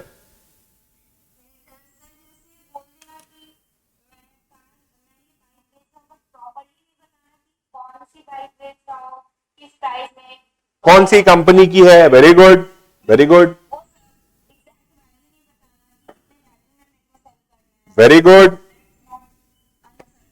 very good, good, जिसका मीनिंग सर्टेन नहीं है, ठीक है। अच्छा, अब नेक्स्ट, अच्छा अभी तक किसी को कोई भी डाउट बताइए मेरे को, समझ में आ रहा है? यस, शुभम क्लियर है? नहीं, सेक्शन देखिए, जो सेक्शन कंपलसरी है याद करना वो मैं आपको बता दूंगा, वो मैंने ऑलरेडी लास्ट पीडीएफ में इंपॉर्टेंट सेक्शंस आपको दिए हुए हैं। और याद करें, देखो इतना हम लोग डिस्कशन कर लेंगे कि आपको ऑलरेडी याद रह जाएगा, वो अपने आप आपको याद रह जाएगा, उसमें टेंशन वाली बात नहीं है, ठीक है। अच्छा, तिथि समझ में आया बेटा? दुर्गेश क्लियर है? ओके, ट्विंकल, दिव्यांशी, सहीन, दिया क्लियर है? ओके, चलिए अब आगे बढ़ते हैं। Now just a second, Vanshika all good? Okay, अब देखिए, agreements by the way of wager. Wager मतलब क्या? वेजर, अरे बेटा वो वेजेस होता है, ये वेजर है, WAGER। आम भाषा में इसको हम बोलते हैं शर्त लगाना, बेट लगाना। बेट, वेजर मतलब बेटिंग इज व्हाट? बेटिंग, ठीक है, बेटिंग, शर्तें लगाना। Agreements by the way of wager are void and no suit shall be brought for recovering anything alleged to be won on any wager or interested person to abide by the result of any game or other uncertain event on which any wager is made। Simple भाषा में, अगर suppose करो आज का कोई IPL का match है, मैंने बोला कि भाई अगर आरसीबी जीती तो मैं 1,000 रुपए दूंगा, लेकिन अगर आरसीबी हारेगी तो मुझे 2,000 रुपए चाहिए। ठीक है, तो इसका एंड क्या होगा? मुझे 2,000 रुपए मिल जाएंगे, क्योंकि आरसीबी कभी जीतती नहीं है, जीतेगी भी नहीं। Anyways, by way of wager, मैंने सपोज करो बोला कि अगर आरसीबी तो मैं दुर्गेश को 500 रुपए दूंगा। ठीक है, अगर आज बारिश हुई तो मैं दूंगा, बारिश नहीं हुई तो दुर्गेश को मेरे को देना पड़ेगा। अब इन सारे केसेस का ये सब क्या है? वेजर है। ठीक है ना? क्या? अरे अरे हाइपोथेटिकल था बेटा, तुम तो दिल पे लेने लग गए। अरे समझा रहा हूं मैं तुम्हें, दिल पे मत लो, दिमाग में लो। तुम लोग सब मेरा ना एंड तक जाते जाते पूरा नुकसान कराएगा। पता चला लॉ सिखा के तुम लोग को मेरे लॉ लग जाएंगे। अच्छा अच्छा अच्छा, लॉस लॉस में चले जाएंगे क्या? सही है, तू मिल मेरे को एग्जाम के बाद, तेरे को मैं बताता हूं। ओके, अच्छा, agreements contingent on impossible events. एकदम ये तो नाम से समझ में आ रहा है, इम्पॉसिबल इवेंट्स। करेक्ट। अभी देखो मेरे को, देखो मैं 2 मिनट में गायब हो जाऊंगा, आई विल डिसअपियर, मैं मिस्टर इंडिया बन जाऊंगा। ठीक है, possible agreements to do impossible acts, impossible acts. जैसे अंकुर ने मुझे बोला यूरोप देंगे आपको हम, टेंशन मत लीजिए, पैसा कहां से आएगा पता नहीं, जिंदगी आगे कैसे चलेगी पता नहीं, ये हमको यूरोप दिखाएगा। सही है, समझ में आ रहा है? एग्रीमेंट टू डू दोनों सेम है, ये कंटिंजेंट है, होगा, मे और मे नॉट हैपन। कंटिंजेंट या यहां पे, सॉरी मुझे लिखने में कंटिंजेंट और होना चाहिए यहां पे। ठीक है, कंटिंजेंट और इम्पॉसिबल इवेंट्स। ठीक है, और कंटिंजेंट मतलब that may happen may not happen. ठीक है, कंटिंजेंट का मतलब होता है depended on something, depended on something, किसी चीज पे जो डिपेंडेंट हो। Okay,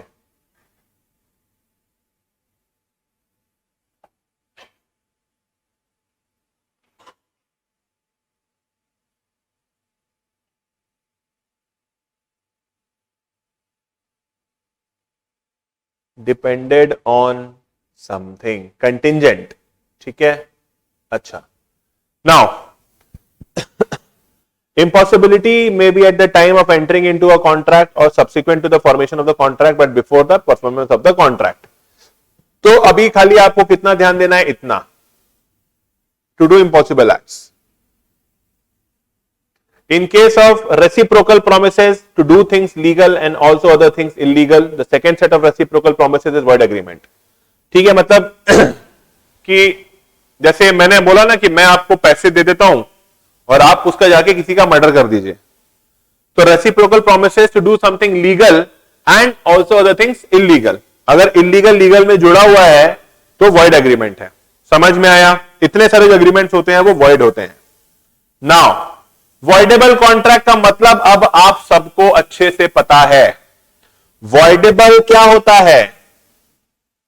enforceable at the option of one or more parties but not at the option of others is a voidable contract। याद आ रहा है? वेरी गुड, एग्जाम्पल पढ़ो, क्या लिखा हुआ है? Pushan promised to sell a scooter to Nitin for 1 lakh rupees. Pushan ने बोला कि भाई हम अपना स्कूटर नितिन को बेचेंगे 1 लाख रुपए में। However, consent of Pushan has been procured by Nitin at a gunpoint। Scooter चाहिए मेरे को तुम्हारा, पुशन किधर गया?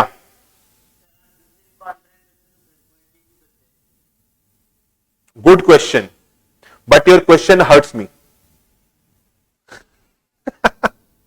समझाने के लिए बेटा, अब पूषण क्या है? पूषण बेचारा दीन दुखियारा नितिन सर के गन पॉइंट का मारा। कॉन्ट्रैक्ट क्या है? वॉइडेबल है।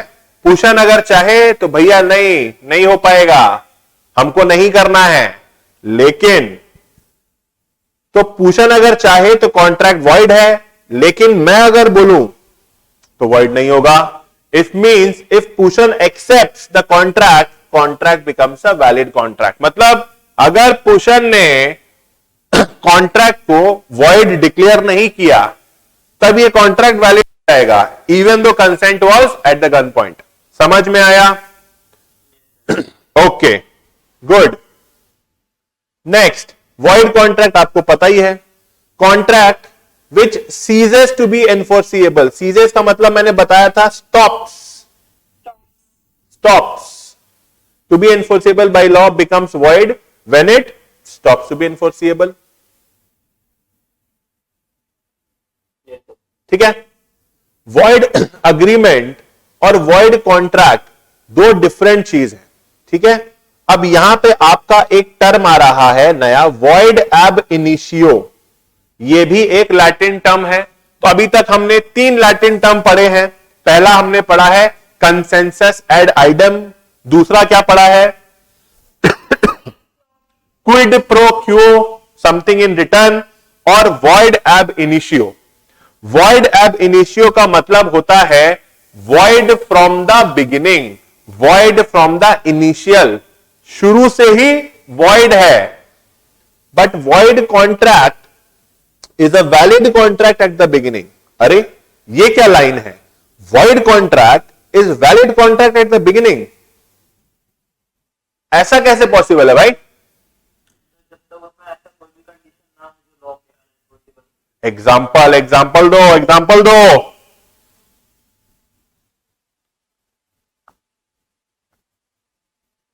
बताओ।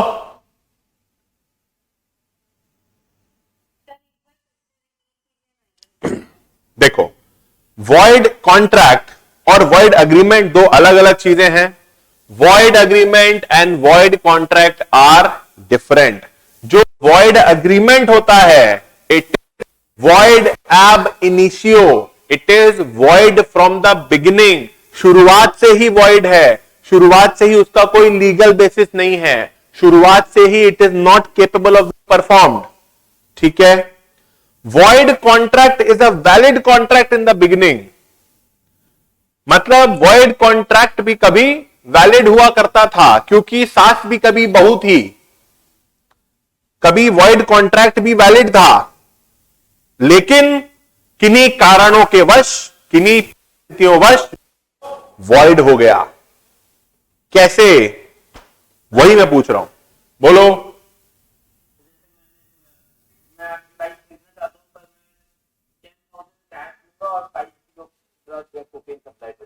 यार जैसे तुम मेरे को बोला कि सर आपका सब कुछ गन पॉइंट पे क्यों आ जाता है, तुम्हारा ये हर एग्जाम्पल में ये ड्रग्स कोकेन क्यों आ जाता है भाई? अब प्रायोरिटीज। बेटा मम्मी पापा से बात कराइए तो क्लास के बाद मेरी प्रायोरिटीज, होशियार। हाँ जी, एनीवन बताइए, anybody would like to try? Come on guys.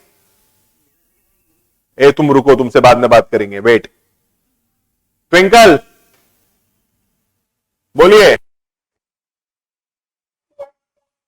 अरे यस सर बोले, अटेंडेंस थोड़ी ले रहा हूं मैं यार कि यस जवाब दे। बताइए, come on come on come on come on. Pushan,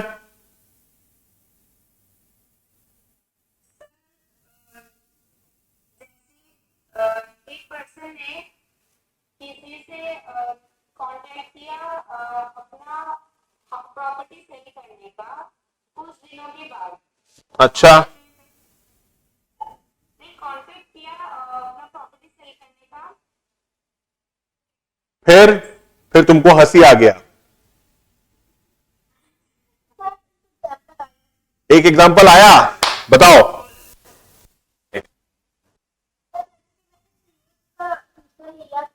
ठीक है,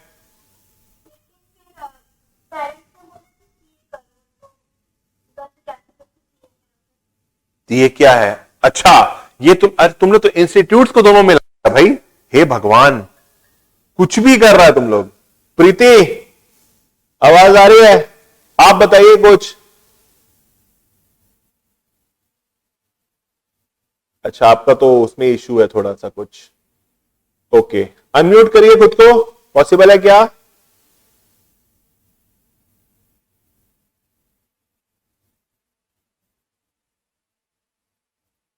ओके, छोड़ दीजिए, कोई बात नहीं। दिया यार, कैमरा बंद कर देते हो आप लोग।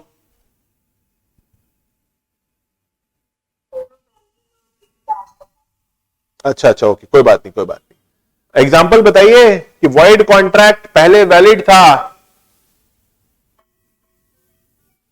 ये मारियो कौन खेल रहा है?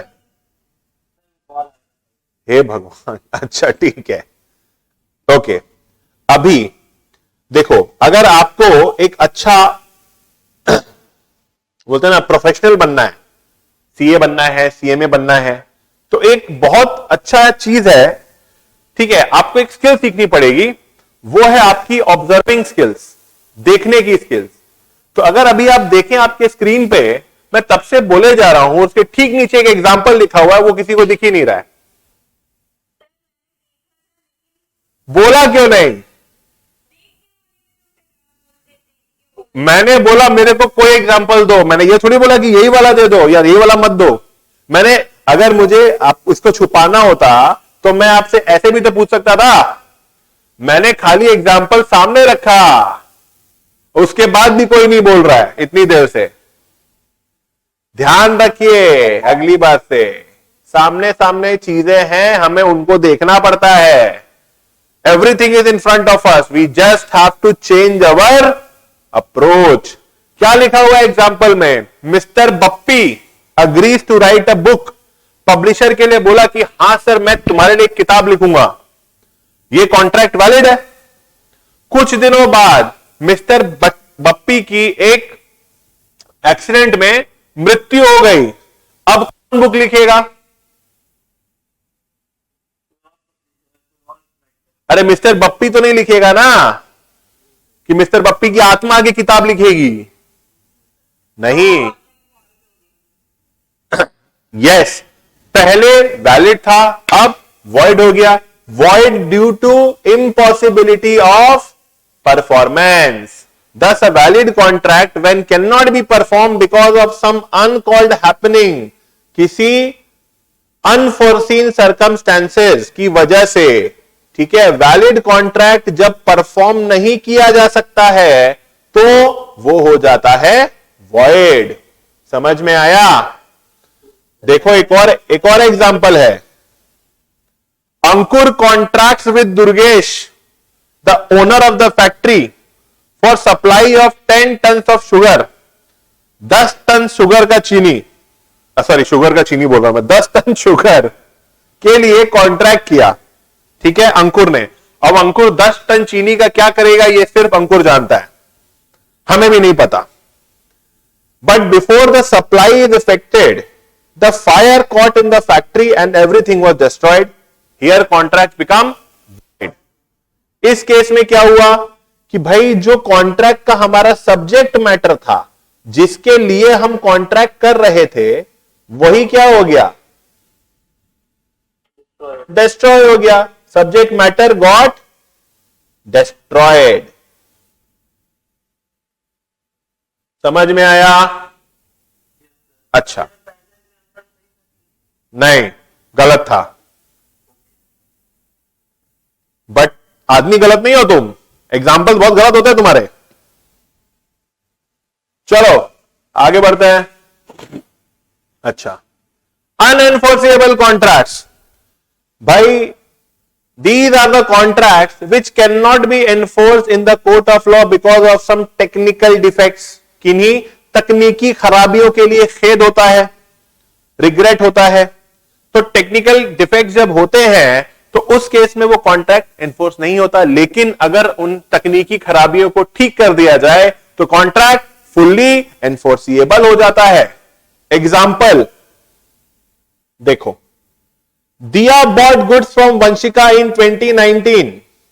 2019 में दिया ने गुड्स खरीदे वंशिका से, लेकिन दोस्ती यारी के चक्कर में no payment was made till 2022, 2022 तक कोई पेमेंट नहीं किया गया। अब वंशिका को याद आया, अरे मेरा तो नुकसान हो गया, भारी नुकसान हो गया। उसने फोन मिलाया, बोला भाई पैसा वैसा दो, 3-4 साल हो गए, अब तो 3 साल हो गए। वंशिका कैन नॉट सू दिया for the payment in 2022 as it has crossed 3 years and barred by limitation act. Limitation act के तहत एक एक्ट है, उसके तहत 3 साल तक अगर आपने पैसा रिकवर नहीं किया है तो उसके बाद आप पैसा रिकवर नहीं कर सकते। ठीक है, तो a good debt become unenforceable after the period of 3 years as barred by the limitation act. तो ये एक एग्जाम्पल था, ठीक है, टेक्निकल डिफेक्ट था। अब ये ठीक भी नहीं हो सकता। ठीक है, समझ में आया? अच्छा, अब इलीगल कॉन्ट्रैक्ट्स। इलीगल कॉन्ट्रैक्ट क्या है? जिसका कोई लीगल इफेक्ट है ही नहीं, डेस्टिट्यूट है। डेस्टिट्यूट मतलब, what do you mean bye destitute? Comprises, है ही नहीं, इसमें कुछ भी नहीं है। डेस्टिट्यूट मतलब उसमें बेसिस ही नहीं है, कुछ लीगल इफेक्ट ही नहीं है। It is less of any legal effects, it comprises, it doesn't comprise any legal effect, कुछ भी, फ्रॉम द वेरी बिगिनिंग। अच्छा, अब एक लाइन यहां पे इंपॉर्टेंट है। जैसे हमने पहले पढ़ा था ना कि all contracts are agreements but all agreements are not contract, वैसे ही and all illegal agreements are void agreements, but all void agreements are not illegal. ठीक है? अच्छा, अब रुक जाइए। अभी तक अब आपको इलीगल कॉन्ट्रैक्ट का मतलब भी पता है और आपको वॉइड कॉन्ट्रैक्ट का मतलब भी पता है या वॉइड एग्रीमेंट का मतलब भी पता है। ठीक है? All illegal agreements are void, but all void agreements are not illegal. अब इसका एग्जाम्पल दीजिए मेरे को, सोच के, बहुत ध्यान से। मुझे पता है कि तुमसे ही होगा और तुम कर पाओगे।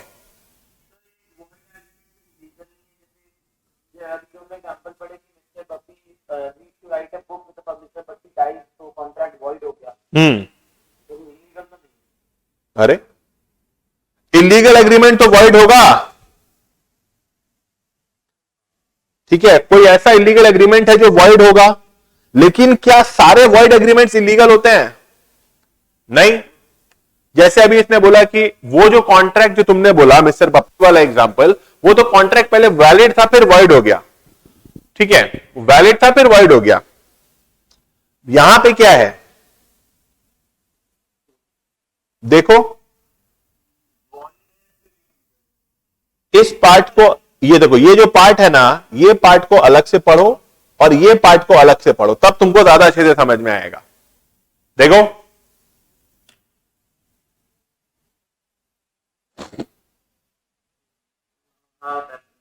क्या समझे?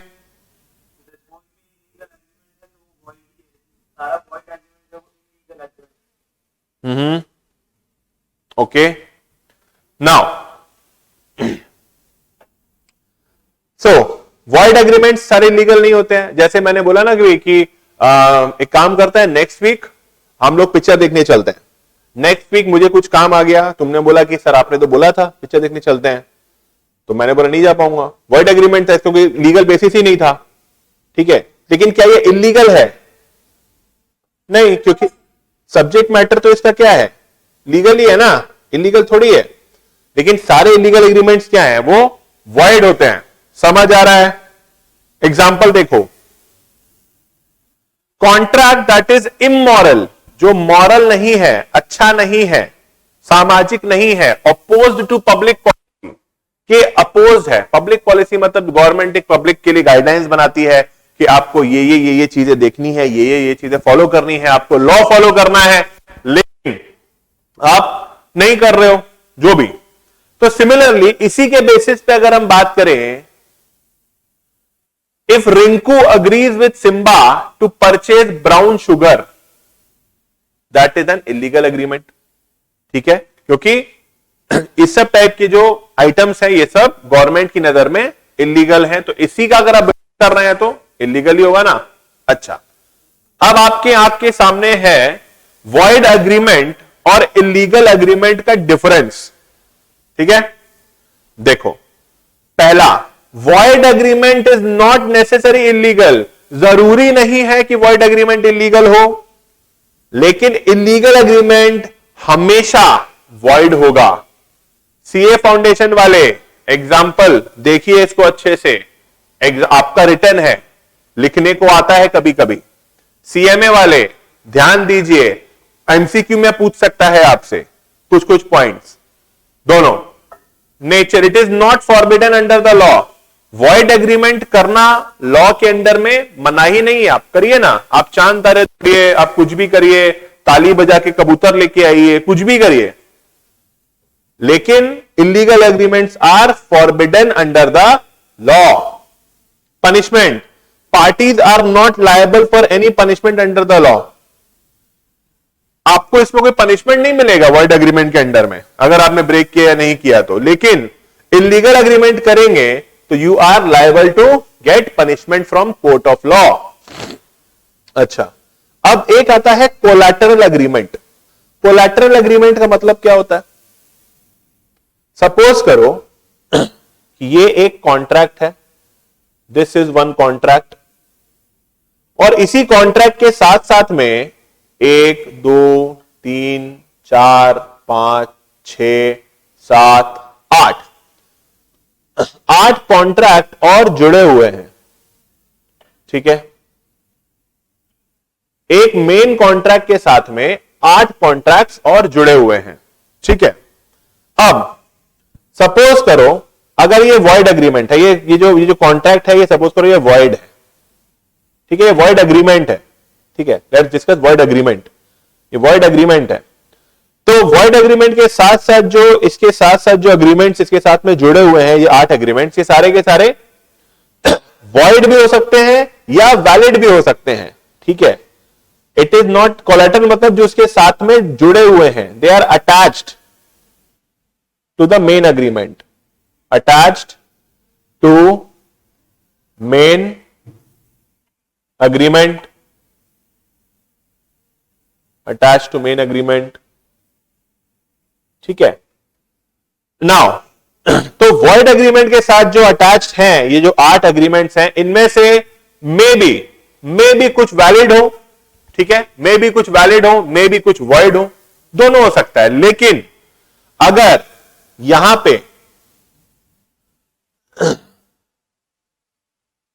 पे वॉइड की जगह हमारा इलीगल एग्रीमेंट अगर है, इलीगल एग्रीमेंट है, तो क्या होगा? जितने भी एग्रीमेंट्स यहां पे इससे जुड़े हुए हैं, जितने भी एग्रीमेंट्स यहां पे इससे जुड़े हुए हैं, वो क्या होंगे? वो इलीगल होंगे और हमेशा वॉइड होंगे। ठीक है, अगर इलीगल एग्रीमेंट है तो उससे जितने भी एग्रीमेंट्स कोलैटरल हैं, जुड़े हुए हैं, उससे ताल्लुक रखते हैं, रिश्ता रखते हैं, वो सारे के सारे इलीगल हो गए और all illegal agreements are void. समझ में आया? सबको समझ में आ रहा है आसानी से? धीरे धीरे 2-3 क्लास के बाद आपको समझ में आ रहा है कि लॉ क्या होता है, लॉ कैसा होता है, हमको आगे कैसे करना है, हमको ऐसे ही पढ़ना है। जितना ज्यादा एग्जांपल डिस्कस करेंगे उतना ही ज्यादा क्लैरिटी आपकी आती रहेगी। ओके, चलिए अब देखिए difference between void contract and voidable contract. देखो वॉइड कॉन्ट्रैक्ट क्या है? वॉइड कॉन्ट्रैक्ट कब होता है वॉइड? अ कॉन्ट्रैक्ट सीजेस मतलब stops to be enforceable by law becomes void when it stops to be enforceable. ये वर्ड हमने पहले भी पढ़ा है। वॉइडेबल कॉन्ट्रैक्ट आपको पता है क्या होता है? Enforceable at the option of one or more party but not at the option of other. ये हम पढ़ के ही आ रहे हैं अभी। तीसरा, void contract can not B enforce at all. अगर कोई कॉन्ट्रैक्ट वॉइड हो गया तो क्या हम उसको कभी भी कोर्ट ऑफ लॉ में एनफोर्स कर सकते हैं? नहीं, नहीं कर सकते। लेकिन वॉइडेबल कॉन्ट्रैक्ट को क्या कर सकते हैं? वॉइडेबल है वो, वॉइड नहीं है, वॉइडेबल है। अगर हम चाहे तो कर सकते हैं। Enforceable eight the option of aggrieved party, मतलब जिसका कंसेंट जिसको नहीं, जिसका कंसेंट फ्री नहीं है, वो अगर चाहे तो ही एनफोर्सेबल हो सकता है। जैसे मैंने बोला था ना कि गन पॉइंट पे किया था, ठीक है, अगर पूषण चाहे, ठीक है, तो कैंसिल कर सकता है। बोला कि नहीं सर, आपने मेरे से गन पॉइंट पे मेरा स्कूटर खरीदने के लिए बोला, मैं नहीं बेचूंगा आपको। लेकिन अगर पूषण ने मुझे कुछ नहीं बोला तो कॉन्ट्रैक्ट वैलिड हो जाएगा। अगर आपको वॉइडेबल कॉन्ट्रैक्ट को वॉइड बनाना है, वॉइडेबल को वॉइड बनाना है, तो क्या करना पड़ेगा? अपना ऑप्शन एक्सरसाइज करना पड़ेगा कि हमारे पास ऑप्शन है, हम इसको एक्सरसाइज करते हैं और हम इस कॉन्ट्रैक्ट का त्याग करते हैं। समझ आया? Getting it? ओके। तीसरा, contract become void due to change in law और change in circumstances beyond the contemplation of the parties. तुम्हारे मेरे हाथ में कुछ नहीं है, ठीक है, कॉन्ट्रैक्ट तब भी वॉइड हो सकता है। ना तुम्हारी गलती ना मेरी गलती। किसकी गलती? ऊपर वाले की गलती, एक्ट ऑफ गॉड, ठीक है। एग्जाम्पल, सपोज करो कि भाई मेरा मेरा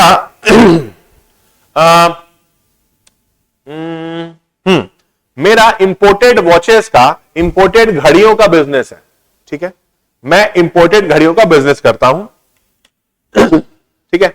अब तिथि मेरी दुकान में आई, तिथि ने बोला sir I like this watch, ये कितने का है? मैंने कहा ये देखो, ये जितने का भी है लेकिन अभी ये स्टॉक में नहीं है, ठीक है।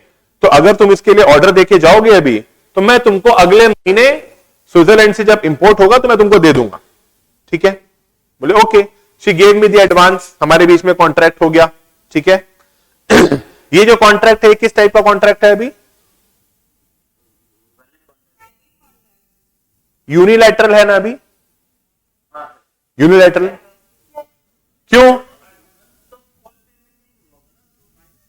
गुड गुड, वेरी गुड, शाबाश, अच्छा हुआ, इसीलिए मैंने पूछा था कि क्या होगा। ओके, जो भी। अब अगले हफ्ते या अगले महीने मैंने ऑर्डर प्लेस कर दिया वहां पे। अब जो शिप आ रहा था, जो शिप आ रहा था लेके, वो शिप डूब गया। अब क्या होगा? वॉइड। क्यों? क्योंकि भाई सब्जेक्ट मैटर ही खत्म हो गया ना।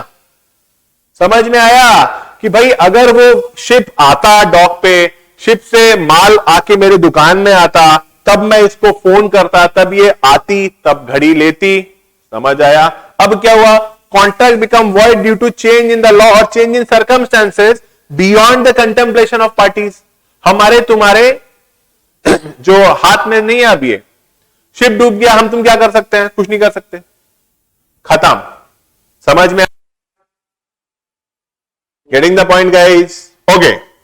A contract become voidable contract if the consent of the party was not free. ये अब आपके दिमाग में बैठ चुका होगा। voidable contract की जहां जहां बात आएगी, सबसे पहला टर्म अगर आपके कुछ दिमाग में आना चाहिए तो वो क्या है? Free consent. फ्री कंसेंट, ये दिमाग में आना चाहिए, ठीक है। ओके, अभी आगे बढ़ते हैं। Performance, a void contract can not be perform. Obviously void contract हम उसको कैसे परफॉर्म करेंगे? नहीं कर सकते। वॉइडेबल, हां हम परफॉर्म कर सकते हैं। ये रहा ना, if the aggrieved party does not within the reasonable time exercise his right to avoid the contract, any party can sue other for claiming the performance of the contract. ठीक है, कि आपको कॉन्ट्रैक्ट को perform करना पड़ेगा क्योंकि आपने एक रीजनेबल टाइम में जवाब नहीं दिया। मतलब आपको अगर कॉन्ट्रैक्ट को कैंसिल भी करना था तो थोड़ी लिमिटेड टाइम के अंदर में करना चाहिए था, ठीक है। अच्छा, rights, void contract does not grant any legal remedy, क्योंकि ये खुद ही लीगल नहीं है, ओके, जनरली, क्योंकि ये पॉसिबल ही नहीं है परफॉर्म होने के लिए। The party whose consent was not free has right to rescind. Rescind मतलब क्या? What do you mean by rescind? Cancel.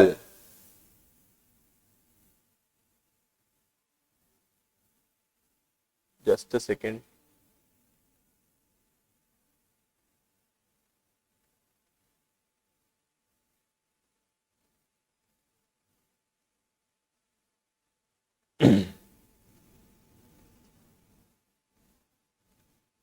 Okay, now right to resign मतलब कैंसिल, जब चाहे तब कैंसिल कर सकता है. Just a second guys, I guess there's some technical glitch. Just hold on.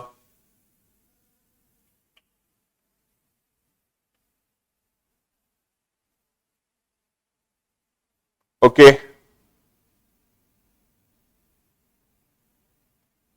एक मिनट. हाँ,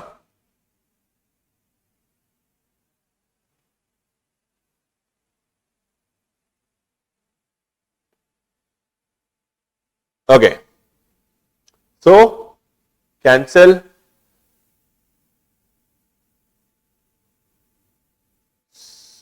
not working. Okay, हाँ ठीक है, ठीक है. तो राइट टू रिसाइन का मतलब होता है कैंसिल करना, a contract within reasonable time. So if rescinded it becomes void. अगर उसको कैंसिल नहीं किया तो वो वैलिड हो जाएगा. ठीक है. अच्छा, अब आता है based on the method of formation. ठीक है, ये मैंने हम लोगों ने पहले डिस्कस किया था ना, we have discussed it. Okay guys, just hold on, मेरे को ये वापस से करना पड़ेगा because it's not working. Just a second, I will share it again.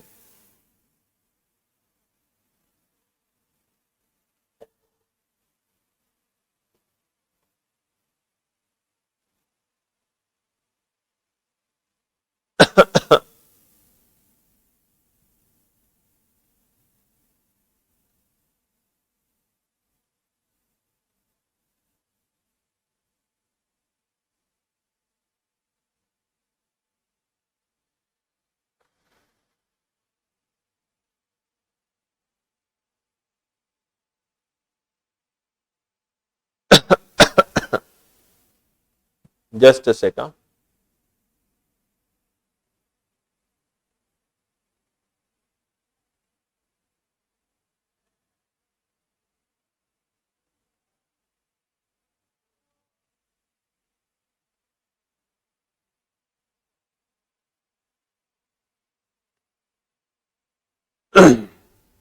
Okay. Hopefully it works now. थोड़ा हैंग हो गया था, technical glitch. Okay. So, based on the method of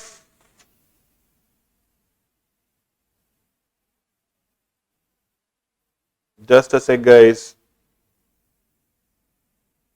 Okay. Based on the method of formation,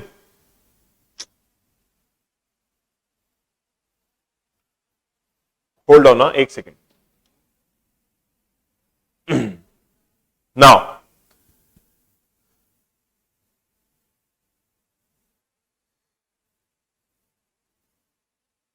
ये हमने discuss किया था express contract starting में. A contract with an express contract if the terms are expressed by the words or in writing. जैसे example देखिए इसका, A tells B on the telephone that he offers to sell contracts and B in reply informs that he accepts the offer. This is an express contract. मैंने example दिया था ना कि जब मैं पेन बेच रहा हूं तो उसने हाँ बोल दिया, बात हो गई, एक्सप्रेस ऑफर. समझ में आया? ये आसान है, we have done it starting में, इसीलिए हमने डिस्कस किया था. कॉन्ट्रैक्ट एग्जांपल दिया था मैंने इम्प्लाइड कॉन्ट्रैक्ट का, जो अरे नहीं वो तो एग्जीक्यूटेड था ना.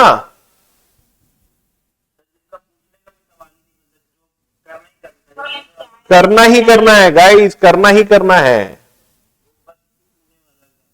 हाँ कि भाई अगर मैं बस में चढ़ा हूं तो बाय डिफॉल्ट इसका मतलब यही है कि मैं क्या करूंगा, पुणे जाऊंगा और मुझे बस का रेंट देना पड़ेगा, है कि नहीं? याद आया एग्जाम्पल? Very good. अच्छा, अभी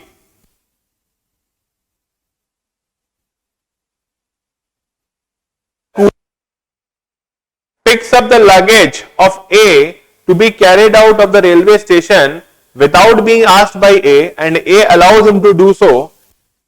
Contract. आप स्टेशन पे उतरे, अचानक से कुली आया कि लाइए लाइए लाइए आपका सामान दीजिए. आपने भी कुछ बोला, जब आपको पता है कि अगर कुली आपका सामान उठा रहा है तो आपको उसको पैसे देने पड़ेंगे, इंप्लाइड है ये। उसने सामान उठाया, आपने कुछ बोला ही नहीं, बोला ठीक है चलो। वो चलते चलते चलते चलते आपको टैक्सी स्टैंड तक ले आया, अब बोला कि पैसे दीजिए। तुम क्या बोलोगे? नहीं, पैसे नहीं देंगे। इंप्लाइड है अगर उसने आपका सामान उठाया है तो आप पैसे देने हैं, क्योंकि उसका काम ही क्या है? सामान उठाना। समझ आया गाइस? ओके।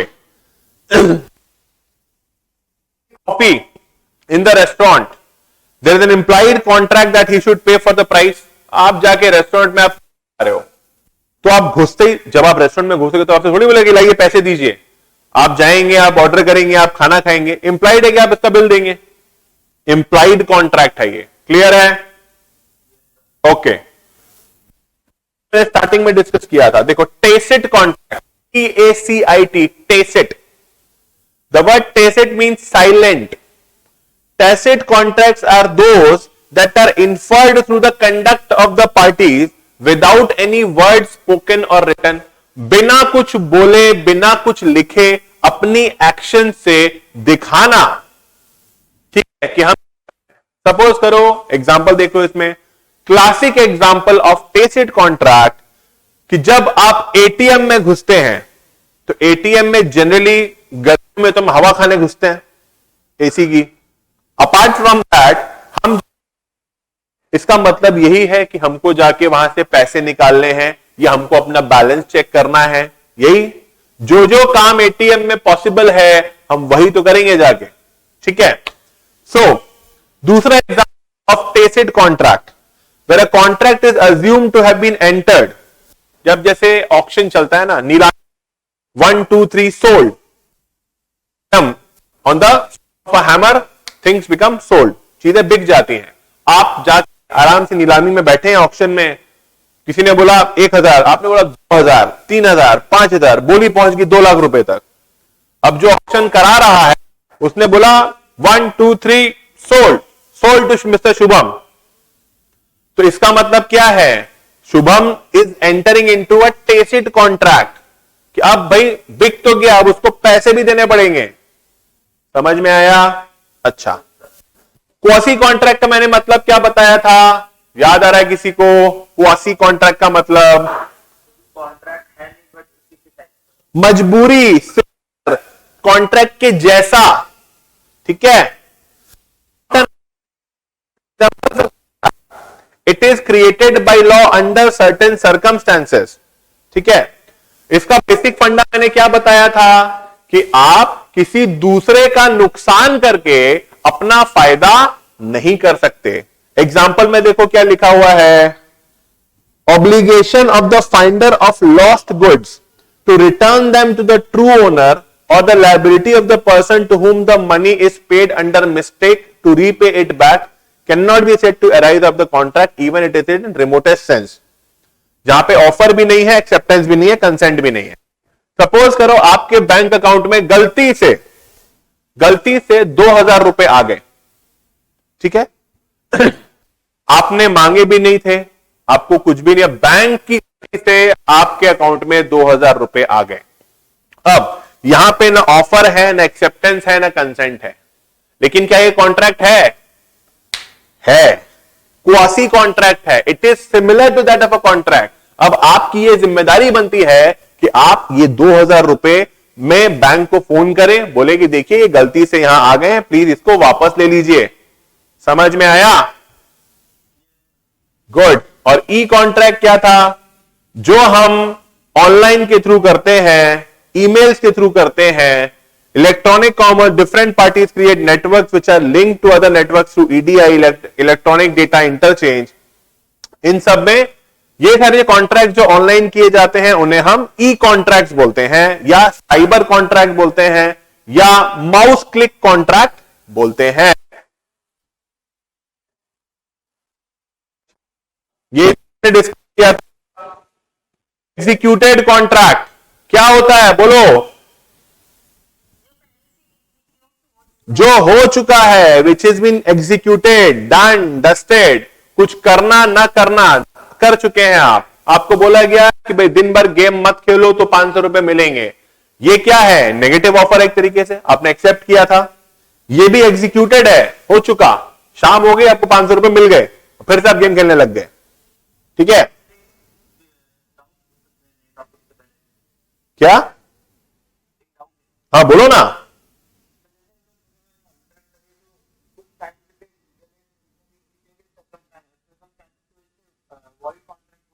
तो लेट्स से मैंने किसी से कॉन्ट्रैक्ट किया कि 10 साल तक मैं लाइक एक गुड या फर्नीचर सप्लाई करूंगा, लेकिन 5 साल बाद मेरा शॉप या मेरा बिग प्रोडक्शन से बंद हो गया है, लेकिन पेमेंट में 10 साल का पूरा क्या लाइसेंस है, रिफंड उसको देना ही पड़ेगा ना आपको, क्योंकि आपने उसको सप्लाई तो नहीं किया, दे तो आपको वापस देना ही पड़ेगा ऑब्वियसली। ठीक है, देखो इसको, देखो कॉन्ट्रैक्ट तोड़ना बोलते हैं हम ब्रीच ऑफ कॉन्ट्रैक्ट, वो हम आगे जाके पढ़ेंगे। ब्रीच या शायद आपका इसमें कुछ पोर्शन है, ज्यादा नहीं है, इसीलिए मैंने उसको डिस्कस नहीं किया अभी। जब आप कॉन्ट्रैक्ट तोड़ते हैं उसको ब्रीच ऑफ कॉन्ट्रैक्ट बोला जाता है, उसके अलग लॉ है। ठीक है, will do that later on.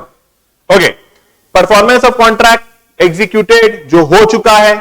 ठीक है, एग्जीक्यूटरी बताओ, जो होने वाला है। जैसे अब एग्जांपल देखिए, where Chandan agrees to take the tuition of Himesh, a pre engineering student, from the next month, and Himesh in consideration promises to pay Chandan ₹1000 per month. अब अगले महीने से कॉन्ट्रैक्ट शुरू होने वाला है, अगले महीने से चंदन जी पढ़ाने आएंगे और हिमेश जी पढ़ेंगे, तब उनको पैसे देंगे। तो ये क्या है? एग्जीक्यूटरी। परफॉर्मेंस इसका कब है? समझ में आया गाइस? ओके, ऑब्लिगेशन के यूनिलैटरल में क्या है? किसी एक पार्टी ने अपना काम कर दिया है, राइट? रिमेंबर? अच्छा, अब एग्जांपल देख लीजिए। Majnu advertises payment of award ₹5,000 to anyone who finds his missing painting। Majnu भाई की पेंटिंग आप सबने देखी है आई गेस। मजनू भाई इज अ ग्रेट पेंटर। ठीक है, कभी आप गूगल पे सर्च करेंगे तो आपको मिल जाएगा मजनू भाई पेंटर। ठीक है, उनकी पेंटिंग खो गई थी, उन्होंने बोला कि भाई जो भी कोई मेरी पेंटिंग मुझे लाके वापस देगा मैं उसे 5,000 रुपए दूंगा। उमेश को पता चला, उमेश को पेंटिंग मिल गई, और उस टाइम पे there comes into existence an executed contract, क्योंकि उमेश को तो पेंटिंग मिल गई है। अब 5,000 रुपए किसको देना बाकी है? राइट, मजनू भाई। अब एग्जीक्यूटरी है ना एक तरीके से, एग्जीक्यूटरी जो यूनिलैटरल कॉन्ट्रैक्ट होता है वो एग्जीक्यूटरी होता है, या बायलैटरल जो होता है वो भी एग्जीक्यूटरी होता है, क्योंकि इसमें आधा काम बचा हुआ रहता है या पूरा काम बचा हुआ रहता है। ठीक है, बायलैटरल क्या है? जहां पे दोनों पार्टीज का बचा हुआ है। अब example, A promises to sell its plot to B for 1 lakh cash down but pays only 25,000 as earnest money, मतलब एडवांस देता है और बोलता है कि आने वाले संडे को हम बचा हुआ दे देंगे। On the other hand, A gives the possession of plot to B and promises to execute a sale deed on the receipt of the hold amount. Contract between A is executory as there remains something to be done on the both side. Basic funda क्या है? जब तक कुछ करने के लिए बाकी रहेगा तो वो बायलैटरल होगा दोनों पार्टी की तरफ से। ठीक है, मल्टी ये अभी आपके सिलेबस में नहीं है सच। ठीक है, अब इस टाइप ऑफ कॉन्ट्रैक्ट में क्या होता है ना, इसमें 2 से ज्यादा पार्टीज इन्वॉल्व होती हैं और ये बहुत ज्यादा कॉम्प्लेक्स होते हैं, बहुत ज्यादा कंफ्यूजिंग होते हैं, बड़े होते हैं। ठीक है, और ये जनरली इंटरनेशनल कॉन्ट्रैक्ट्स होते हैं। ठीक है, बस आप इतना जान लीजिए इसके बारे में।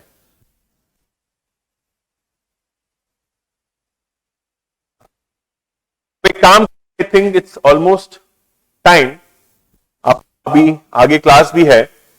सो आज हम लोग इतना रखते हैं, ज्यादा है नहीं है, थोड़ा